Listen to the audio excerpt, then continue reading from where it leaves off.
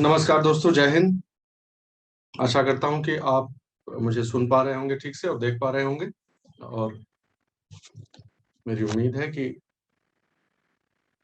अंधकार के ऊपर प्रकाश की विजय का जो उत्सव है वो आपने अच्छे से मनाया होगा और कमर कस ली होगी आगे के परिश्रम के लिए। इसी अपेक्षा पर जो है हम लोग आगे बढ़ रहे हैं कि आप लोग पूरी संजीदगी से अपने करियर के लिए, भविष्य के लिए जो है वो तैयार हैं और मेहनत करने से पीछे नहीं हटेंगे। ऐसी शुभकामना भी देता हूं मैं और ऐसी अपेक्षा भी रखता हूं आपसे। आज हम दोस्तों प्रारंभ कर रहे हैं भारतीय अर्थव्यवस्था को अच्छे से समझने की पहली कक्षा है आज, अगर देखिए तो। इससे पहले हमने आप जानते ही हैं, इससे पहले हमने सिर्फ एक ही क्लास इस पर की है जिसमें हमने ये देखा था कि जो सिलेबस है उसके अलग अलग पोर्शंस को अगर एनालाइज किया जाए, उनको विश्लेषित किया जाए, तो पाठ्यक्रम के विभिन्न विभिन्न जो अंग हैं, पाठ्यक्रम के जो विभिन्न विभिन्न अंग हैं, उनको पढ़ने के लिए दरअसल और किन किन टॉपिक्स को पढ़ना पड़ेगा जो भले ही पाठ्यक्रम में मेंशन्ड नहीं है, लेकिन वो पढ़ना तो पड़ेगा। तो हाँ, इस प्रकार के कितने ऐसे टॉपिक्स हैं, वो सब हमने उस बार देखे थे। आपको ध्यान होगा, नहीं होगा तो वीडियो शायद वो रिकॉर्डेड ही है और वो आप अवश्य एक बार देख लीजिएगा इस क्लास के बाद। जिनका उस दिन नहीं हो पाया हो, छूट गया हो, वो उस पर एक बार देख लेंगे। आज हम उससे एक कदम आगे खाली बढ़ रहे हैं और ये समझने का प्रयास कर रहे हैं कि वो कौन से टॉपिक्स हैं जो कि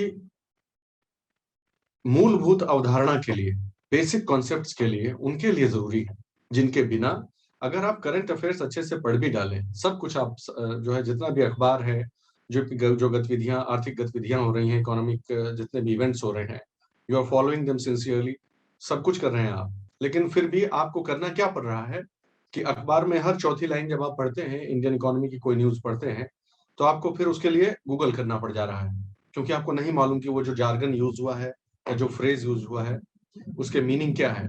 और मैं तो इस हद तक भी कहता हूं दोस्तों कि यदि आपको गूगल करके उसका अर्थ पता भी चल जाए और किसी तरह से you are able to make sense of that particular news item, still if you are asked to write about things, you are asked in the interview, suppose you are asked to explain things, तब आपको बहुत कठिनाई का सामना करना पड़ेगा। Prelims तक तो ठीक है, लेकिन मेंस में और इंटरव्यू में यदि आपको कोई ऐसा उत्तर लिखना पड़ गया जो कि बना बनाया नहीं है, जिसमें आपको बेसिक कंसेप्ट्स की जरूरत है, तब गड़बड़ हो जाएगी। तो मेरा ऐसा सुझाव है आप सभी लोगों को कि कुछ बेसिक्स अवश्य पढ़ लिया जाए, हम लोग उनके साथ कॉम्प्रोमाइज नहीं करना चाहिए। मैं जानता हूं कि प्रश्न पत्र और पाठ्यक्रम और प्रश्न पत्र जितना भी आप देखिए पिछले सालों का, तो उसमें यह बात सही है कि जो ढर्रा है, जो पैटर्न है, वो लगता है कि ये तो सब करंट ही पूछता है, इंडियन इकोनॉमी तो करंट ही आता है। वो बात सही भी है, ठीक बात है कि origin of the questions may be traced to some current event और करंट और कंटेम्पोररी इवेंट और issues, but somehow I think that being a graduate of this country, being a citizen of this country, an aware and educated citizen of this country, and then claiming to prepare for the civil services, one of the most coveted services of this country, and then trying to get into a service which is related to economic development, ऐसे services से आप जुड़ते हैं जो कि economic, Bharat के आर्थिक विकास से में अपना योगदान करती हैं, और फिर आपको बेसिक्स नहीं आते हैं, तो that's not good. I do not advise that we should invest a lot of time, disproportionate time नहीं इन्वेस्ट करना है, लेकिन मुझे ऐसा लगता है, जैसे एग्जांपल के तौर पे ले लीजिए, एक हफ्ता 5-6 क्लास समझ लीजिए, 5-6 क्लासेस हम में अगर सारा बेसिक्स कवर हो जाए तो कोई नुकसान नहीं है। 5-6 क्लासेस कुछ भी नहीं है, 10-12 घंटे हुए मैक्सिमम। 10 से 12 घंटे में अगर हम और आप मिलकर भारतीय अर्थव्यवस्था का, अर्थव्यवस्था और जो है अर्थशास्त्र के कुछ मूलभूत उनकी अवधारणाएं समझ ले जाए, जो कि कहीं भी हमसे कभी भी पूछा जाए, उसके उदाहरण पूछे जाए, उसका योगदान पूछा जाए और हम बता ले जाए, तो ये बहुत अच्छी बात हो जाएगी। मुझे लगता है इनपुट आउटपुट रेशियो बहुत अच्छा रहेगा। 10 से 12 घंटा इन्वेस्ट करके हम जो है वो एक बढ़िया साउंड फूटिंग पे आ जाएंगे, वरना हवा में तैरता हुआ ज्ञान रह जाएगा। एक बात। दूसरी बात, कहीं ना कहीं मेरे मन में ऐसा आता है कि जो यूपीएससी का पैटर्न जो प्रीलिम्स में रहा है, वैसे तो अब 1 साल हो गया, लेकिन फिर भी ये कहने योग्य बात तो है ही कि आज इस बार आपने देखा होगा कि बेसिक कॉन्सेप्ट्स भी, करंट ठीक है लेकिन बेसिक कॉन्सेप्ट्स भी खूब पूछे गए हैं, बेसिक कॉन्सेप्ट्स पूछे गए हैं प्रीलिम्स में। तो अगर अगर प्रीलिम्स में ये जो पैटर्न आया है, अगर उसको यूनियन पब्लिक सर्विस कमीशन के ऑनरेबल जो अथॉरिटीज हैं उन्होंने उसे कंटिन्यू करने का सोच लिया अगर, तो ताज्जुब मत करिएगा, इस पर विस्मय मत कीजिएगा। हो सकता है मेंस में भी या अगले साल भी या अगले 1, 2 या 3 साल इस पर बल रहे कि आपको जो मूलभूत संकल्पनाएं आपकी ठीक है कि नहीं, बेसिक कॉन्सेप्ट्स का हो सकता है टेस्ट हो जाए। तो ऐसे में और हर लिहाज से भी मुझे लगता है ये भूमिका हो गई कि क्यों हमें पढ़ लेना चाहिए बेसिक चीजें। कई जगह पर आपको लगेगा कि सर ये इतना ज्यादा थ्योरी क्यों बता रहे हैं। वैसे तो मैं थ्योरीज जनरली बताता ही नहीं हूँ, जो एप्लीकेशन साइड ही हम लोग डिस्कस करते हैं, ऐसा ही हमारा रिकॉर्ड रहा है। फिर भी कुछ बेसिक कॉन्सेप्ट्स आपको आने चाहिए। अब इससे पहले कि हम लोग आगे बढ़े, आप लोग 4-6 जने जो यूजुअल सस्पेक्ट्स हैं हमारे, वो लोग वीडियो ऑन कर लीजिए। जैसे एक तो अपना भाई वही है अविनाश ही, बाकी किसी को हो चाहे ना उसको मैं जरूर बेचारे बोल देता हूँ, अविनाश लो ऑन भी कर लीजिए, ठीक है। और अंग हाँ अभिनव को बोलो, अभिनव जिन लोगों से भाई थोड़ा सा परिचय ज्यादा है, ऐसा कुछ नहीं, कोई भेदभाव की बात नहीं है। मैं सभी से रिक्वेस्ट करता हूँ जो इस स्थिति में है कि वो ऑन कर सकते हैं video. I will be very grateful if you can do that. मुझे बहुत आसानी होती है, मैं क्लासरूम टीचर रहा हूँ हमेशा से। हम और मतलब सर दोनों, सर तो रहे ही हैं, मैं भी। तो थोड़ा सा ऑकवर्ड लगता है if we are talking to a wall. So I would advise you to please, जो लोग इस स्थिति में है वीडियो ऑन कर सकते हैं वो कर लें, उनको भी लाभ होगा। क्योंकि फिर जो है क्लास का जो लेवल है और क्लास का जो इंटरेक्शन है वो बढ़ जाता है, तो सबको फायदा होता है। So I am waiting to see how many people are accepting my request. Mayank has done that, Jay has done that, Abhinav, Avinash, Ritik has also done that. That's very nice. Deepak ji has also done. Aditya has done. Okay, wonderful, wonderful, wonderful. Thank you so much. Anybody who can do it, I'll be very grateful, and you'll realize that it actually works. So let us start with this. I'll first give you a brief background. Thank you, everyone. Thank you for accepting my request. Now there are lot many faces that I can see. और आज हम शुरू कर रहे हैं, तो screen sharing में on कर देता हूं और आप मुझे बता भी दीजिएगा जब आपको, हाँ शायद दिखने लगा है अब, यस। तो fine, so we are there now.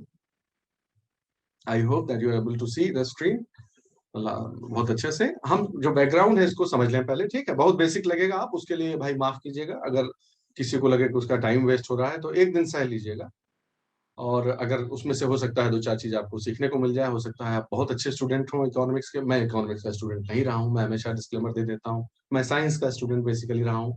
पर मैं प्रयास करूंगा कि जैसे मैंने जुगाड़ से समझा है वैसे हम सब उसको समझ पाए, ठीक है। तो बस और ज्यादा बात न करते हुए इधर उधर की, सीधे मैं आपको बताता हूँ कि इकोनॉमिक्स को समझने का जो तरीका है वो ये है दोस्तों।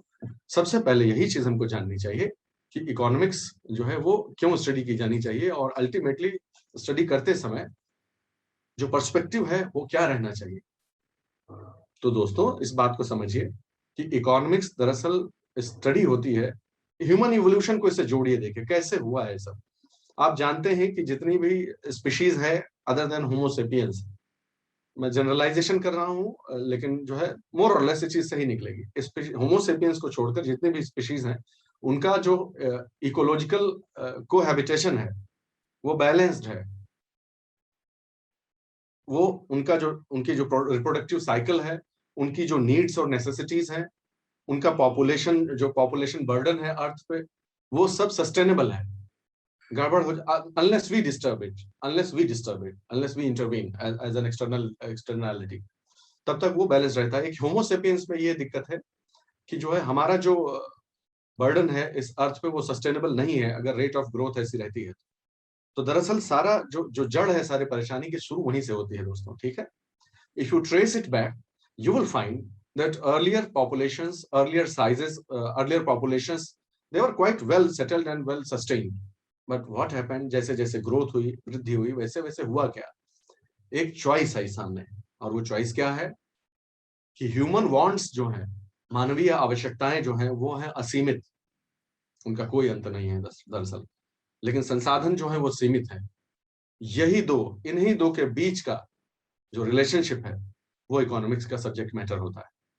The relationship between our needs, wants and scarcity of resources, ठीक है। संसाधनों की अपर्याप्तता और मानवीय आवश्यकताओं की असीमितता, इनके बीच के ही संबंध को पढ़ा जाता है इकोनॉमिक्स से। ये हो गया थ्योरेटिकल पार्ट, ठीक है। लेकिन ये मन में जरूर रखना है पर्सपेक्टिव, हमेशा कोई भी टॉपिक आप इकोनॉमी पर पढ़ें तो आप देखिएगा कि what are the choices involve, वो उसको अलग लेवल पे आपके एनालिसिस को लेकर जाएगा कि यहाँ पर डिसीजन मेकिंग कहाँ हो रही है। आपको सीधा फोकस रखना है, कोई भी न्यूज आइटम पढ़िए कि यहाँ पर चॉइसेस का, रिसोर्सेज का और चॉइसेस का आपस में कहाँ संबंध आ रहा है, कहीं ना कहीं वो आ जाएगा, ठीक है। आप थोड़ा सा भी ध्यान से सोचेंगे तो आप पा जाएंगे कि यही एंगल है इसमें। हर इकोनॉमी के न्यूज में कहीं ना कहीं रिसोर्सेज के डिस्ट्रीब्यूशन, रेगुलेशन, इन्हीं सबसे रिलेटेड न्यूज आती है। तो हुआ क्या है दोस्तों, अगर मैं आपसे बताऊं बहुत सरल शब्दों में, तो हुआ क्या है कि आदमी का जो मूवमेंट हुआ है, ह्यूमन लाइफ का जो इवोल्यूशन हुआ है, वो ऐसे हुआ है। देखो बाएं साइड देखो, शुरुआत होती है सर्वाइवल से। आदमी जो है सड़क पे, जो हमारे साथी भाई बहन जो सड़क पे रह रहे हैं तंबू गाड़ के, उनके लिए सर्वाइवल ही सबसे बड़ा जो है वो लाइफ का गोल हो जाता है। उनके लिए वही गोल है लाइफ, उनके लिए वही है कि we just have to survive somehow. जब सर्वाइवल क्वेश्चन बनता है तब चॉइसेस अलग होती हैं, ठीक है। जब आदमी के सर्वाइवल की नेसेसिटीज पूरी हो जाती हैं तब आदमी आगे बढ़ता है। तब किसके बारे में सोचता है कि भाई ग्रोथ, पहले सर्वाइवल तो हो जाए। सर्वाइवल जब इंसान, और ये आज के समकालीन परिस्थितियों में भी ये सिद्धांत तो वैसा ही लागू होता है। जैसे ही जब मानव जाति का विकास हो रहा होगा तब ऐसा ही हुआ होगा कि पहले ठीक है खाना पानी मिल जाए वही वही बहुत है, उसके बाद होगा कि नहीं तो जो है कपड़ा भी मिल जाए तो ठीक है, गुफा में नहीं रहना है, घर बन जाए तो ठीक है। ऐसे ही तो इवॉल्व हुए हैं। और आज भी वही बात है, जो ह्यूमन इवोल्यूशन लाखों सालों में हुआ है उसमें हर एक फेज का उदाहरण, लगभग हर एक फेज का उदाहरण आज की तारीख में आपको मिल जाएगा। अगर आप किसी भी शहर से गांव की तरफ ट्रेवल कीजिए, कौनो भी शहर लीजिए और उससे गांव की तरफ चलिए, तो मानव के विकास की जितनी अवस्थाएं हैं वो आपको देखने को मिल जाएंगी। यही यही सच है। तो सर्वाइवल सर्वाइवल पूरा हुआ तो ग्रोथ, ग्रोथ अगर ग्रोथ अच्छी कर ले गए तब आदमी सोचता है डेवलपमेंट के बारे में कि ठीक है growth is okay but growth is not everything. तब आदमी डेवलपमेंट के बारे में सोचता है, और डेवलपमेंट जब हो जाए तब आदमी सोचता है फुलफिलमेंट के बारे में। ये अब सब ठीक है, सब ठीक है, लेकिन अब हमको बढ़िया जिंदगी के बारे में सोचना है। जी जीने के बारे में सोचना जो है छोड़कर जीवन, जो है जीवन के बारे में सोचना कि जीवन, जीवन इन द सेंस कि लाइवलीहुड, एग्जिस्टेंस, सर्वाइवल को छोड़ के फिर लाइफ के बारे में सोचना जब व्यक्ति शुरू करता है तब कहते हैं कि वो फुलफिलमेंट के बारे में सोच रहा है। और यही वो प्रावस्थाएं हैं। आप देखिए इकोनॉमिक्स में जो भी हम पढ़ने जा रहे हैं आगे, वो इन्हीं स्टेजेस को करस्पॉन्ड करता है सारी चीजें। आप देखिए जब आदमी, आप देखिए और बताइएगा कि whether I am making sense और नॉट। आदमी जब रोटी, कपड़ा और मकान तक ही सीमित है, इन तीन चीजों तक ही सीमित है अगर, तो सारा गेम किस चीज का है कि इंडिविजुअल्स हैं, व्यक्ति है और संसाधन, उनके बीच की लड़ाई है सारी, बस दैट्स ऑल। एक व्यक्ति है वो अपने जितने संसाधनों का जो है वो दोहन करना चाहता है, बस सारी कहानी यहीं तक बस खत्म है कि हमको जो है सरवाइव करना है, संसाधनों का दोहन करके सरवाइव करना है, ठीक, फाइन। तो फिर जो मेन चर्चा के पॉइंट रहेंगे वो क्या रहेंगे इस स्टेज में, जबकि when we are talking about survival and that is all, what will be the focus, focal points क्या होंगे, फोकल पॉइंट्स क्या होंगे, कॉन्स्ट्रेंट्स कि क्या क्या बाधाएं और सीमाएं हैं, चॉइसेस, इन सीमाओं के होने की वजह से हमें कौन सा चॉइस करना पड़ रहा है। अगर संसाधन भी असीमित होते तो चॉइस करने की जरूरत नहीं है, इसका भी दोहन कीजिए उसका भी दोहन कीजिए, ठीक है। मैं अगर एक अलग परिप्रेक्ष्य में तो आपसे बोलूं कि समय भी तो एक संसाधन है, समय भी एक तरह से एक संसाधन है कि नहीं। एक टाइम पे एक काम कर पाओगे ना, एक टाइम पे एक चीज का एक ही सपना पूरा कर पाएंगे ना। उस टाइम पर जब आप ये सपना पूरा कर रहे हैं तो एक दूसरा कोई सपना हो सकता था जो छोड़ रहे हैं ना, तो समय भी संसाधन। हाँ, तो choice, that is what is called choice, making a choice, making a decision. तो कंस्ट्रेंट्स क्या है और हमें क्यों उसके लिए चॉइसेस करनी पड़ रही है, और अंततः हमारा डिसीजन मेकिंग किस दिशा में जा रहा है, इन्हीं पर चर्चा होती है इकोनॉमिक्स में जब क्वेश्चन सर्वाइवल के लेवल पर हो, एग्जिस्टेंस के लेवल पर हो। दैट्स ऑल, इससे ज्यादा बहुत ज्यादा जो है वो बढ़ चढ़ के नहीं सोचा जाता है। तो इसीलिए पहला हमारा जो कॉन्सेप्चुअल फाउंडेशन है, पहली फाउंडेशन वो ये है कि व्हेन, जब कभी भी किसी व्यक्ति को ट्रेड ऑफ्स, ट्रेड ऑफ्स का मतलब क्या होता है कि एक लेना है और बाकी का छोड़ देना है, सब नहीं ले सकते, सीमित है, सीमा है उसकी। जब कभी ऐसी अवस्था के समक्ष रखा जाएगा किसी मानव को, तो वो choices, then he has to take decisions कि मुझे ये चाहिए और मैं ये छोड़ देता हूँ, डिपेंडिंग ऑन, और वो जो डिसीजन है वो बहुत सारे कारकों पर निर्भर होता है, उसकी चर्चा अभी नहीं करेंगे। Psychological, historical, social, economic, political, बहुत सारे हो सकते हैं, ठीक। लेकिन उसकी चर्चा सब्जेक्ट मैटर हमारा नहीं है। हम ये कहते हैं कि जब कभी भी व्यक्ति को सीमित संसाधनों में चुनाव करने की आवश्यकता पड़ती है, whenever somebody has to make choices out of limited resources, तब फिर कुछ सिद्धांत अर्थशास्त्र के आ जाते हैं। ये जो मैं लिख रहा हूं, ऐसे 10 नियम हम पढ़ेंगे, लेकिन आपको पता नहीं लगेगा कि ये थ्योरी के नियम है। हम इस तरह से पढ़ेंगे कि you would not realize that they are actually economics subject के रूल्स हैं। नहीं, हम इसको पढ़ेंगे नहीं ऐसे, हम एक कॉन्सेप्चुअल फ्रेमवर्क में पढ़ेंगे। तो सबसे पहली बात क्या है कि क्योंकि सीमित संसाधन सीमित है, इसलिए people would face trade offs. इसका कोई उपाय नहीं है, चाहे वो समय हो, चाहे ऊर्जा हो, चाहे पैसा हो, चाहे बाकी के जो है भौतिक संसाधन हो, नैसर्गिक संसाधन हो, अगर वो सीमित है और मानवीय जो सोच है वो असीमित है, तो एक ना एक समय ऐसा आएगा जब आपको चुनाव करना पड़ेगा, ठीक है। तो ट्रेड ऑफ जब भी होंगे तो आपको चुनाव करना पड़ेगा, और जब आप कोई एक चीज चुनेंगे तो उसका जो नेक्स्ट बेस्ट, जो सेकंड नंबर पे था आपके दिमाग में कि ये नहीं तो ये, वो सेकंड वाला आपको छोड़ देना पड़ेगा, क्योंकि समय सीमित है। तो जो पहला रूल है वो यही है कि if resources are limited and the human wants are unlimited, then you will face trade-offs. When you face trade-offs, then you will have to make choices on the basis of your priorities and preferences. आपको चुनाव करना पड़ेगा, और जब आप चुनाव करेंगे तो आपको अपॉर्चुनिटी कॉस्ट देनी पड़ेगी। ये क्या होता है अपॉर्चुनिटी कॉस्ट? हिंदी आप देख लीजिएगा, अवसर मूल्य वगैरह कुछ होगा। तो इस अपॉर्चुनिटी कॉस्ट क्या होती है कि जब हम नंबर 1 चॉइस अपनी चुन रहे हैं तो नंबर 2 छोड़ रहे हैं ना, इसकी जगह पे कुछ और कर सकते थे, जो वो छोड़ा भी तो आप ऐसा ना मानिए कि 100 रुपए का ही चीज हमको मिल गया, इसकी कीमत आपके लिए 100 रुपए नहीं है। ये नहीं भी मिलता तो वो 80 वाला तो मिल ही जाता। तो अगर आप मुझसे पूछे तो आपको टोटल फायदा तो सिर्फ 20 का हुआ है। हाँ, तो इस तरह का आपको ये रेशनल माइंड रखना पड़ेगा।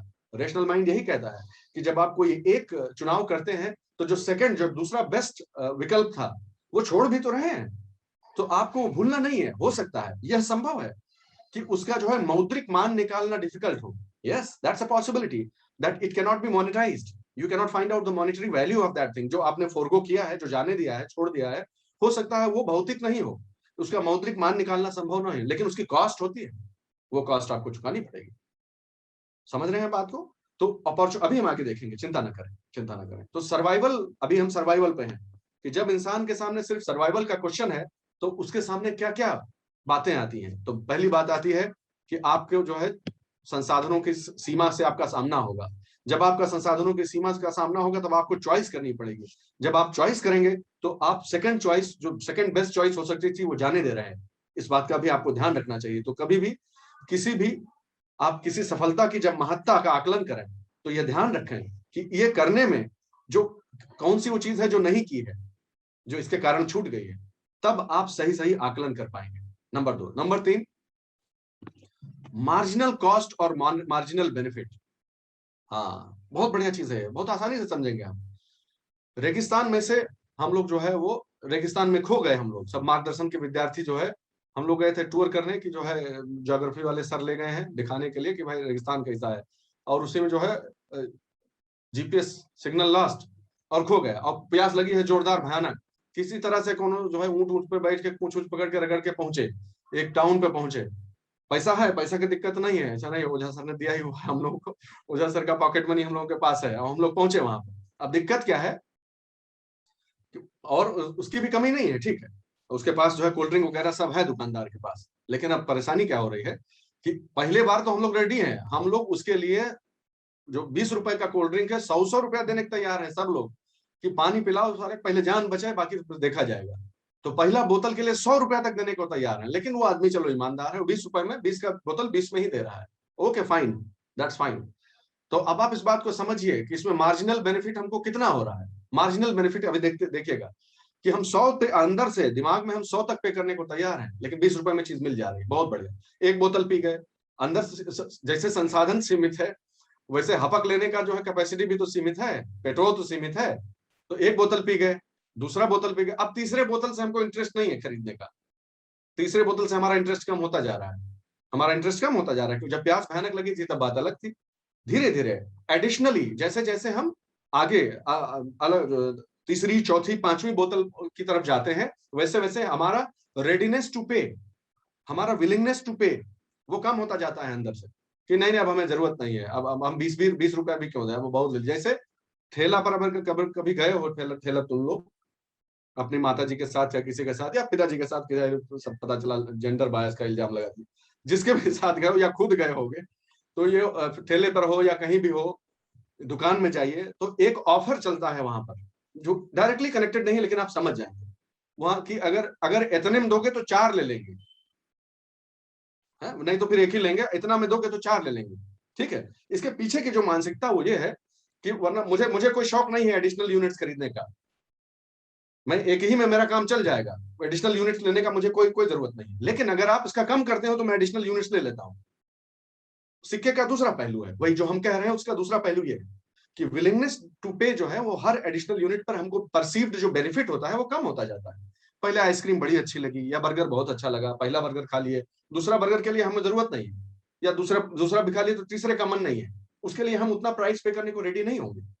तो जो मार्जिनल बेनिफिट है, यही मार्जिनल बेनिफिट और मार्जिनल कॉस्ट का रूल होता है कि वही यूनिट सब कुछ सेम है, लेकिन हमारी आवश्यकताएं क्योंकि बढ़ती जा रही हैं, इसलिए उसकी हमारे लिए जो महत्ता है, हम जो वैल्यू हम उसके लिए देने को तैयार हैं, वो धीरे धीरे धीरे कम होती जाती है, हमारे लिए उसका बेनिफिट कम होता जाता है। रेट ऑफ रिटर्न जिसे कहते हैं ना, रेट ऑफ रिटर्न, हम थोड़ा सा टेक्निकल बोलना चाहिए, तो जो रेट ऑफ रिटर्न हमारे लिए उसका उतना नहीं है महत्व। अभी इसको डिटेल में भी देखेंगे, ये सामने आ जाती है। और क्या चीज है, अगली चीज ये भी है कि ये जो डिसीजन मेकिंग है, हम सब डिसीजन मेकिंग के बारे में बात कर रहे हैं, ठीक है। डिसीजन अभी तक सब बात जो है डिसीजन मेकिंग के लिए ही हो रही कि संसाधन सीमित है, आवश्यकताएं असीमित है, तो डिसीजन मेकिंग हमें करना है। डिसीजन मेकिंग, हमारी डिसीजन मेकिंग पर अब अगली हेडिंग है कि हमारी जो डिसीजन मेकिंग है रिसोर्सेज को लेकर, चॉइसेस को लेकर, वो उस पर किसी चीज का प्रभाव भी पड़ सकता है क्या? बोला हाँ, अगला नियम है ये, the rule of incentives it is called, okay. कि ये जो डिसीजन मेकिंग प्रोसेस है, डिसीजन मेकिंग है एक इंडिविजुअल की, वो इंसेंटिव्स अगर आप दीजिए तो दूसरा रहेगा, नहीं दीजिए तो दूसरा रहेगा, वो बदल जाता है। अगर आप इंसेंटिव दीजिए तो आप उसे चेंज कर सकते हैं।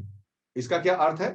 इसका अर्थ ये है कि यदि किसी आदमी की, और ये सब जो चॉइस हम कर रहे हैं, एक्चुअली हम डिमांड की बात कर रहे हैं ना, कह लें आप, अगर किसी को ऑब्जेक्शन नहीं हो तो आप डिमांड वर्ड यूज करना शुरू कर देते हैं, ठीक है। तो हमारी जो डिमांड है, हमारा डिमांड का जो पैटर्न है, हमारे डिमांड की जो डिग्री है, इंटेंसिटी है, इन सब पर अगर कोई कुछ ना दे हमको, कोई हमसे कोई बात ना करे, तो हम अपना नेचुरल डिसीजन लेंगे जो हमें समझ में आता है। लेकिन अगर कोई कहे कि एक के साथ एक फ्री, तो हमारा डिमांड बदल जाता है, ठीक है। या कोई कहे कि 2 लीजिएगा तो डिस्काउंट 20% है, 3 लीजिएगा तो डिस्काउंट 40% है। अगर आप इस तरह से मेरे बिहेवियर को, मेरे डिसीजन मेकिंग को आप अफेक्ट कर रहे हैं, I went there just to buy 1 unit, मैं मार्केट में दुकान में गया था 1 यूनिट लेने के लिए, लेकिन there are certain incentives, discounts, okay, assistances, जितने भी तरह की चीज हैं, वो मेरे डिसीजन को बदल दे रही है। तो याद रखें कि इंसेंटिव्स जो है वो ह्यूमन बिहेवियर को, उसके इकोनॉमिक डिसीजंस को चेंज कर सकते हैं, उनमें वो ताकत होती है कि उसे बदल सकते हैं। अगली चीज ये हो गई, ये सब तो बात हो गई कि हाँ ठीक है, हम सर्वाइव करना चाहते हैं और हमारे डिसीजन है, हमको डिसीजन लेना है, और डिसीजन को अफेक्ट करने वाली ये सारी चीजें, ओके। अब धीरे धीरे आदमी बढ़ता है ग्रोथ की तरफ, कि नहीं सिर्फ इतना ही नहीं यार, अभी अब जो है एक सोसाइटी के तौर पर भी तो रहता है इंसान, अकेले तो रहता नहीं है।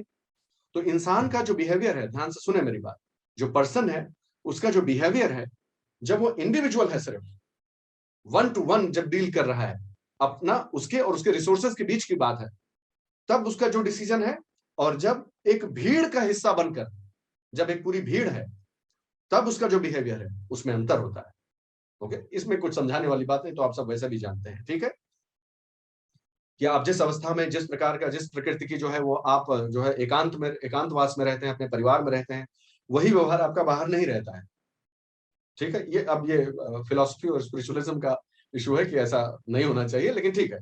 बात यह है कि individual behaviour, individual choices are different, and when you start exercising those choices in a group, in a market, then the behavior is different, because my choices will affect the choice of somebody else, and somebody else's choices will affect my choices. क्यों? ऐसा क्यों?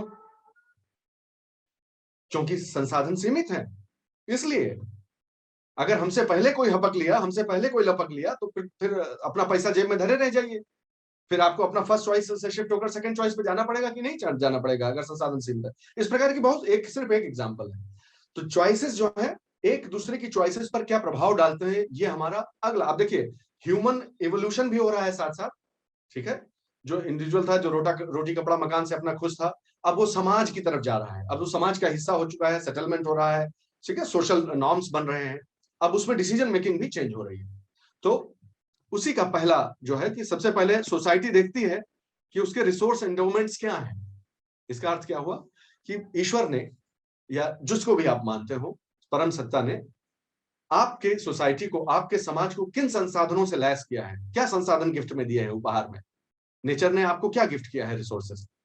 कुछ countries हैं oil rich countries हैं, ठीक है, आप जानते ही हैं कि वहां तेल है बहुत नीचे जमीन में, कहीं अच्छा फर्टाइल लैंड है, कहीं पे ह्यूमन रिसोर्स बहुत ज्यादा डेवलप्ड है।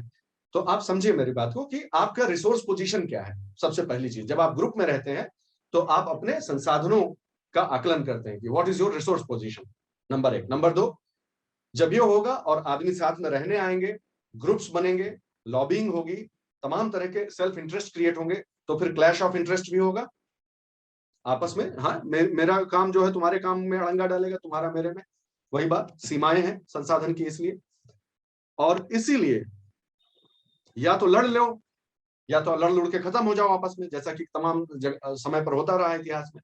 या दूसरा रास्ता है कि जो तुम्हारे पास अच्छा है वो तुम मुझसे शेयर कर लो, जो मेरे पास अच्छा है वो मैं तुमसे शेयर कर लेता हूं। और तब शुरुआत होती है रिसोर्स एक्सचेंज की, तब संसाधन आपस में रिसोर्स, ये ग्रोथ धीरे धीरे, ह्यूमन पॉपुलेशन, ह्यूमन सोसाइटी का भी ग्रोथ हो रहा है, और इकोनॉमिक्स में भी हम नए नए आयाम छूते जा रहे हैं कि अच्छा, अब जैसी आवश्यकता वैसा उत्तर, जैसे प्रश्न उठ रहा है वैसे वैसे उसके उत्तर आ रहे हैं। तो उसमें बात आती है कि एब्सोल्यूट वर्सेस कंपैरेटिव एडवांटेज का रूल होता है। ये क्या होता है,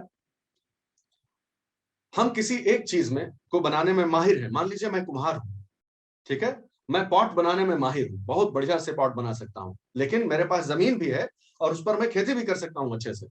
लेकिन मेरा स्पेशल एडवांटेज है कि मैं अच्छा कुम्हार हूं, मैं अच्छा बर्तन बना सकता हूं, मैं पात्र शिल्पकार हूं, और मैं वो उस काम में माहिर हूं एकदम जबरदस्त। जो टाइम मेरा मैं खेती में अगर वेस्ट करूं, खेती में मैं दूं, उससे अच्छा वही टाइम अगर मैं पॉटरी में इस्तेमाल करूं अपने बर्तन बनाने के हुनर में, तो मैं बहुत बड़ी ऊंचाइयां छू सकता हूं। इसी प्रकार इसको बदल लीजिए कि ऐसा ही कोई एक किसान है, उसके पास जमीन है, उसके उसको खेती का बहुत अच्छा आइडिया है, is a very good farmer, very scientific farmer, लेकिन उसके ऊपर और भी उसको ऑप्शंस हैं कि वो चाहे तो वो भी कर सकता है। ठीक है, मान लो उसको भी बर्तन की जरूरत है, ऐसे ले लेते हैं कि उसको बर्तन की जरूरत है, तो वो जो चाक रख लिया है अपने, लेकिन वो उतना अच्छा कुम्हार नहीं है, तो उसको जो है वो 24 घंटे, मान लीजिए उसको उसको 24 घंटा छोड़ दीजिए, उसको 3 दिन लगते हैं एक पॉट बनाने में। ध्यान से सुने मेरी बात। जब किसान जो कि खेती में माहिर है, उसको अगर वो बर्तन बनाने खुद से जाएगा तो उसको 3 दिन लगेगा, जबकि ये जो कुम्हार है, जो कुम्हार है बेसिकली और किसान भी है, वो उस बर्तन को 1 दिन में 3 घंटा में बना सकता है, 4 घंटा में बना देगा। तो क्या यह एडवाइजेबल नहीं है कि इस कुम्हार के हिस्से की खेती वो कर दे और उस किसान के लिए बर्तन ये बना दे। ये सोसाइटी जब डेवलप होती है तो इसको कहते हैं the rule of absolute advantages. आपका एब्सोल्यूट एडवांटेज है वो ठीक है कि आप इसमें सबसे माहिर हैं, आपको कंपैरेटिव एडवांटेज भी देखना चाहिए कि क्या इस पर्टिकुलर एस्पेक्ट को, इस पर्टिकुलर चीज को इतना समय और इतना ऊर्जा देने लायक है, या मुझे वो करना चाहिए जिसमें मैं बेस्ट हूं और जिसमें कंपैरेटिव एडवांटेज मेरा ज्यादा है। मैं किसानी में भी अच्छा हो सकता हूं, कोई दिक्कत नहीं, लेकिन मेरा कंपैरेटिव एडवांटेज कुम्हारी में ज्यादा है, अगर मैं उसमें ज्यादा मार्जिन क्रिएट कर सकता हूं, ज्यादा तेजी से आगे बढ़ सकता हूं, तो I will choose that, I should choose that. तो जो रेशनल माइंड है, कहते हैं कि जो रेशनल माइंड है, तार्किक जो अगर बुद्धि है आपकी, तो आप हमेशा कंपैरेटिव एडवांटेज को ध्यान में लेकर तब काम करेंगे कि क्या मुझे ये करना चाहिए, पैसा बचा, मान लीजिए पैसा बचाने के लिए मैं कुछ और करने लगूं, जबकि मेरा कंपैरेटिव एडवांटेज टीचिंग है, पैसा कमाने के लिए या अपनी फैमिली को सस्टेन करने के लिए, मान लीजिए मैं सिविल सर्वेंट हो जाऊं, ठीक है, मान लीजिए IRS ऑफिसर हो जाऊं, लेकिन असलियत ये है कि आई think I am a better teacher, तो ये कंपैरेटिव एडवांटेज है मेरा जो कि मैं नहीं यूज कर रहा हूं। I would be somewhere else if I give full time dedication to teaching. एक एग्जांपल खाली आपको दे रहा हूं, ठीक है, इसमें बहक मत जाइएगा। तो कहने का अर्थ यह है कि कंपैरेटिव एडवांटेज भी आदमी को दिमाग में रखना चाहिए। इसके सबके एग्जांपल्स हम देखेंगे, डोंट वरी, ठीक है। और जब ऐसी बात होती है, यदि आपका रेशनल माइंड है, आप कंपैरेटिव एडवांटेज के सिद्धांत को समझते हैं कि हमारे तुलनात्मक जो है लाभ क्या है हमारा, अगर आप ये समझते हैं तो अगला नियम अपने आप समझते हैं, और वो है कि trade can be beneficial for all participants. अगर आप ट्रेड करें तो दोनों साइड लाभ लेके निकल सकता है। यह दिमाग में यह संकल्पना, यह कंसेप्शन रखना गलत है कि एक का फायदा एक का नुकसान होता है। नहीं नहीं, ऐसे नहीं होता है ट्रेड में। ट्रेड में both the people can be better of. आप कुम्हार और किसान का ही एग्जांपल ले लीजिए, अगर वो आपस में ट्रेड करें कि तुम हमको फूड ग्रेन्स दे देना, हम तुम्हें पॉट्स दे देंगे, तो दोनों बेटर ऑफ है एक्चुअली, उसमें किसी का नुकसान नहीं है। तो कंपैरेटिव एडवांटेज पर अगर काम हो रहा है और फिर अगर ट्रेड होता है तो दोनों ही पार्टिसिपेंट, सभी पार्टिसिपेंट्स में लाभ लेकर ही निकलेंगे। अगला रूल है ये। अभी सिर्फ ब्रीफ बता रहे हैं, ठीक है, इस पर एलेबोरेट एग्जांपल्स के साथ भी चर्चा करेंगे जब आवश्यकता पड़ेगी। तो नेक्स्ट, कि जब ऐसा हो ही रहा है और अब अगर हम लोग इस बात से सहमत हैं, आप और मैं इस बात से सहमत है कि हाँ भैया बात सही है कि जो है अगर कंपैरेटिव एडवांटेज हमारे फेवर में काम कर रहा है तो ज्यादा अच्छा ये है कि हम भी वो करने बैठे, इससे अच्छा है कि ट्रेड कर लेते हैं। जेमा हम अच्छे हैं तो हम आपका दे देते थे, आप जेमा अच्छे हो तो हमका दे दो, काम खत्म। दोनों लोगों का समय बचेगा, ऊर्जा बचेगी और इफिशियंसी आएगी। सबसे इंपॉर्टेंट चीज होती है इफिशियंसी ऑफ प्रोडक्शन। हमारे प्रोडक्शन में भी इफिशियंसी रहेगी, आपके प्रोडक्शन में भी इफिशियंसी रहेगी। अंत यह होगा कि आपको कुम्हारी में समय वेस्ट नहीं करना पड़ेगा और मुझे किसानी में नहीं करना पड़ेगा। दोनों को समय का एडवांटेज होगा, वैल्यू का एडवांटेज होगा, इफिशियंसी आएगी दोनों के प्रोफेशन में। अंडरस्टैंड? तो इसलिए अगर ऐसा है, अगर ये बात सही है, तो फिर ये कहना कर लिया जाए कि इसको ठीक से किया जाए इसी काम को। ये जो एक्टिविटीज छुटपुट हो रही हैं, एक किसान और एक कुम्हार आपस में मिलकर बात कर रहे हैं, ऐसा क्यों नहीं है कि सारे कुम्हार और सारे किसानों के बीच में ऐसा हो? क्यों नहीं एक ऐसी जगह क्रिएट की जाए, जगह का मतलब प्लेस नहीं, स्पेस, वो स्पेस वर्चुअल भी हो सकता है, मतलब क्यों ना एक ऐसी संकल्पना लाई जाए कि एक सेक्टर के लोग दूसरे सेक्टर के लोगों से आदान प्रदान कर सकें, और क्यों ना ये जो स्कैटर्ड एक्टिविटीज है इनको क्यों ना ऑर्गेनाइज कर दिया जाए। ये पहले ही जब ये स्कैटर्ड है तभी इतना इफिशियंसी ला रहे हैं, अगर इन्हें ऑर्गेनाइज कर दिया जाए तो ये और इफिशियंसी ला देंगे। तब बात आती है मार्केट की, इसलिए मार्केट क्रिएट होता है। एक तरफ इंसान सोसाइटी की तरफ बढ़ा, सोशल डेवलपमेंट हुआ, सोसाइटी अपने शेप में आ गई, और इस तरफ इकोनॉमिक्स डेवलप हो रहा है।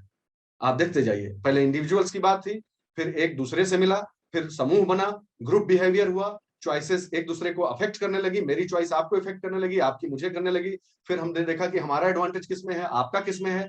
धीरे धीरे हम समझ गए कि ट्रेड अगर हम आपस में करें तो हम दोनों ही बेटर ऑफ हो सकते हैं। और फिर जब ऐसा अनुभव से हमें पता चल गया कि हाँ ऐसा है, हम दोनों का फायदा हो रहा है इसमें, म्यूचुअल बेनिफिट जिसे कहते हैं, तो फिर क्यों ना पूरे समाज पे ये चीज लागू कर दी जाए। तो बोला ठीक बात है, तो let us organise the economic activities, and this concept of organising the economic activities is called the market.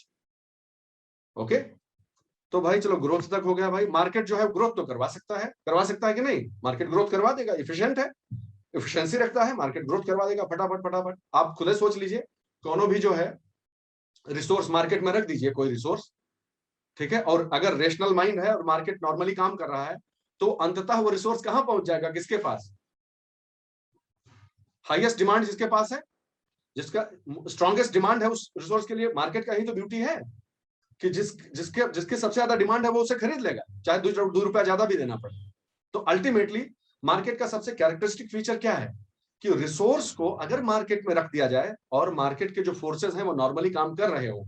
Market के फोर्सेस मतलब डिमांड सप्लाई, ठीक, मार्केट के ये दोनों फोर्स जो है अगर नॉर्मली काम कर रहे हैं तो कोई भी रिसोर्स उन हाथों में पहुंच जाएगा जहां उसका सबसे इफिशिएंट उपयोग होगा। ये मार्केट की ब्यूटी, ठीक है।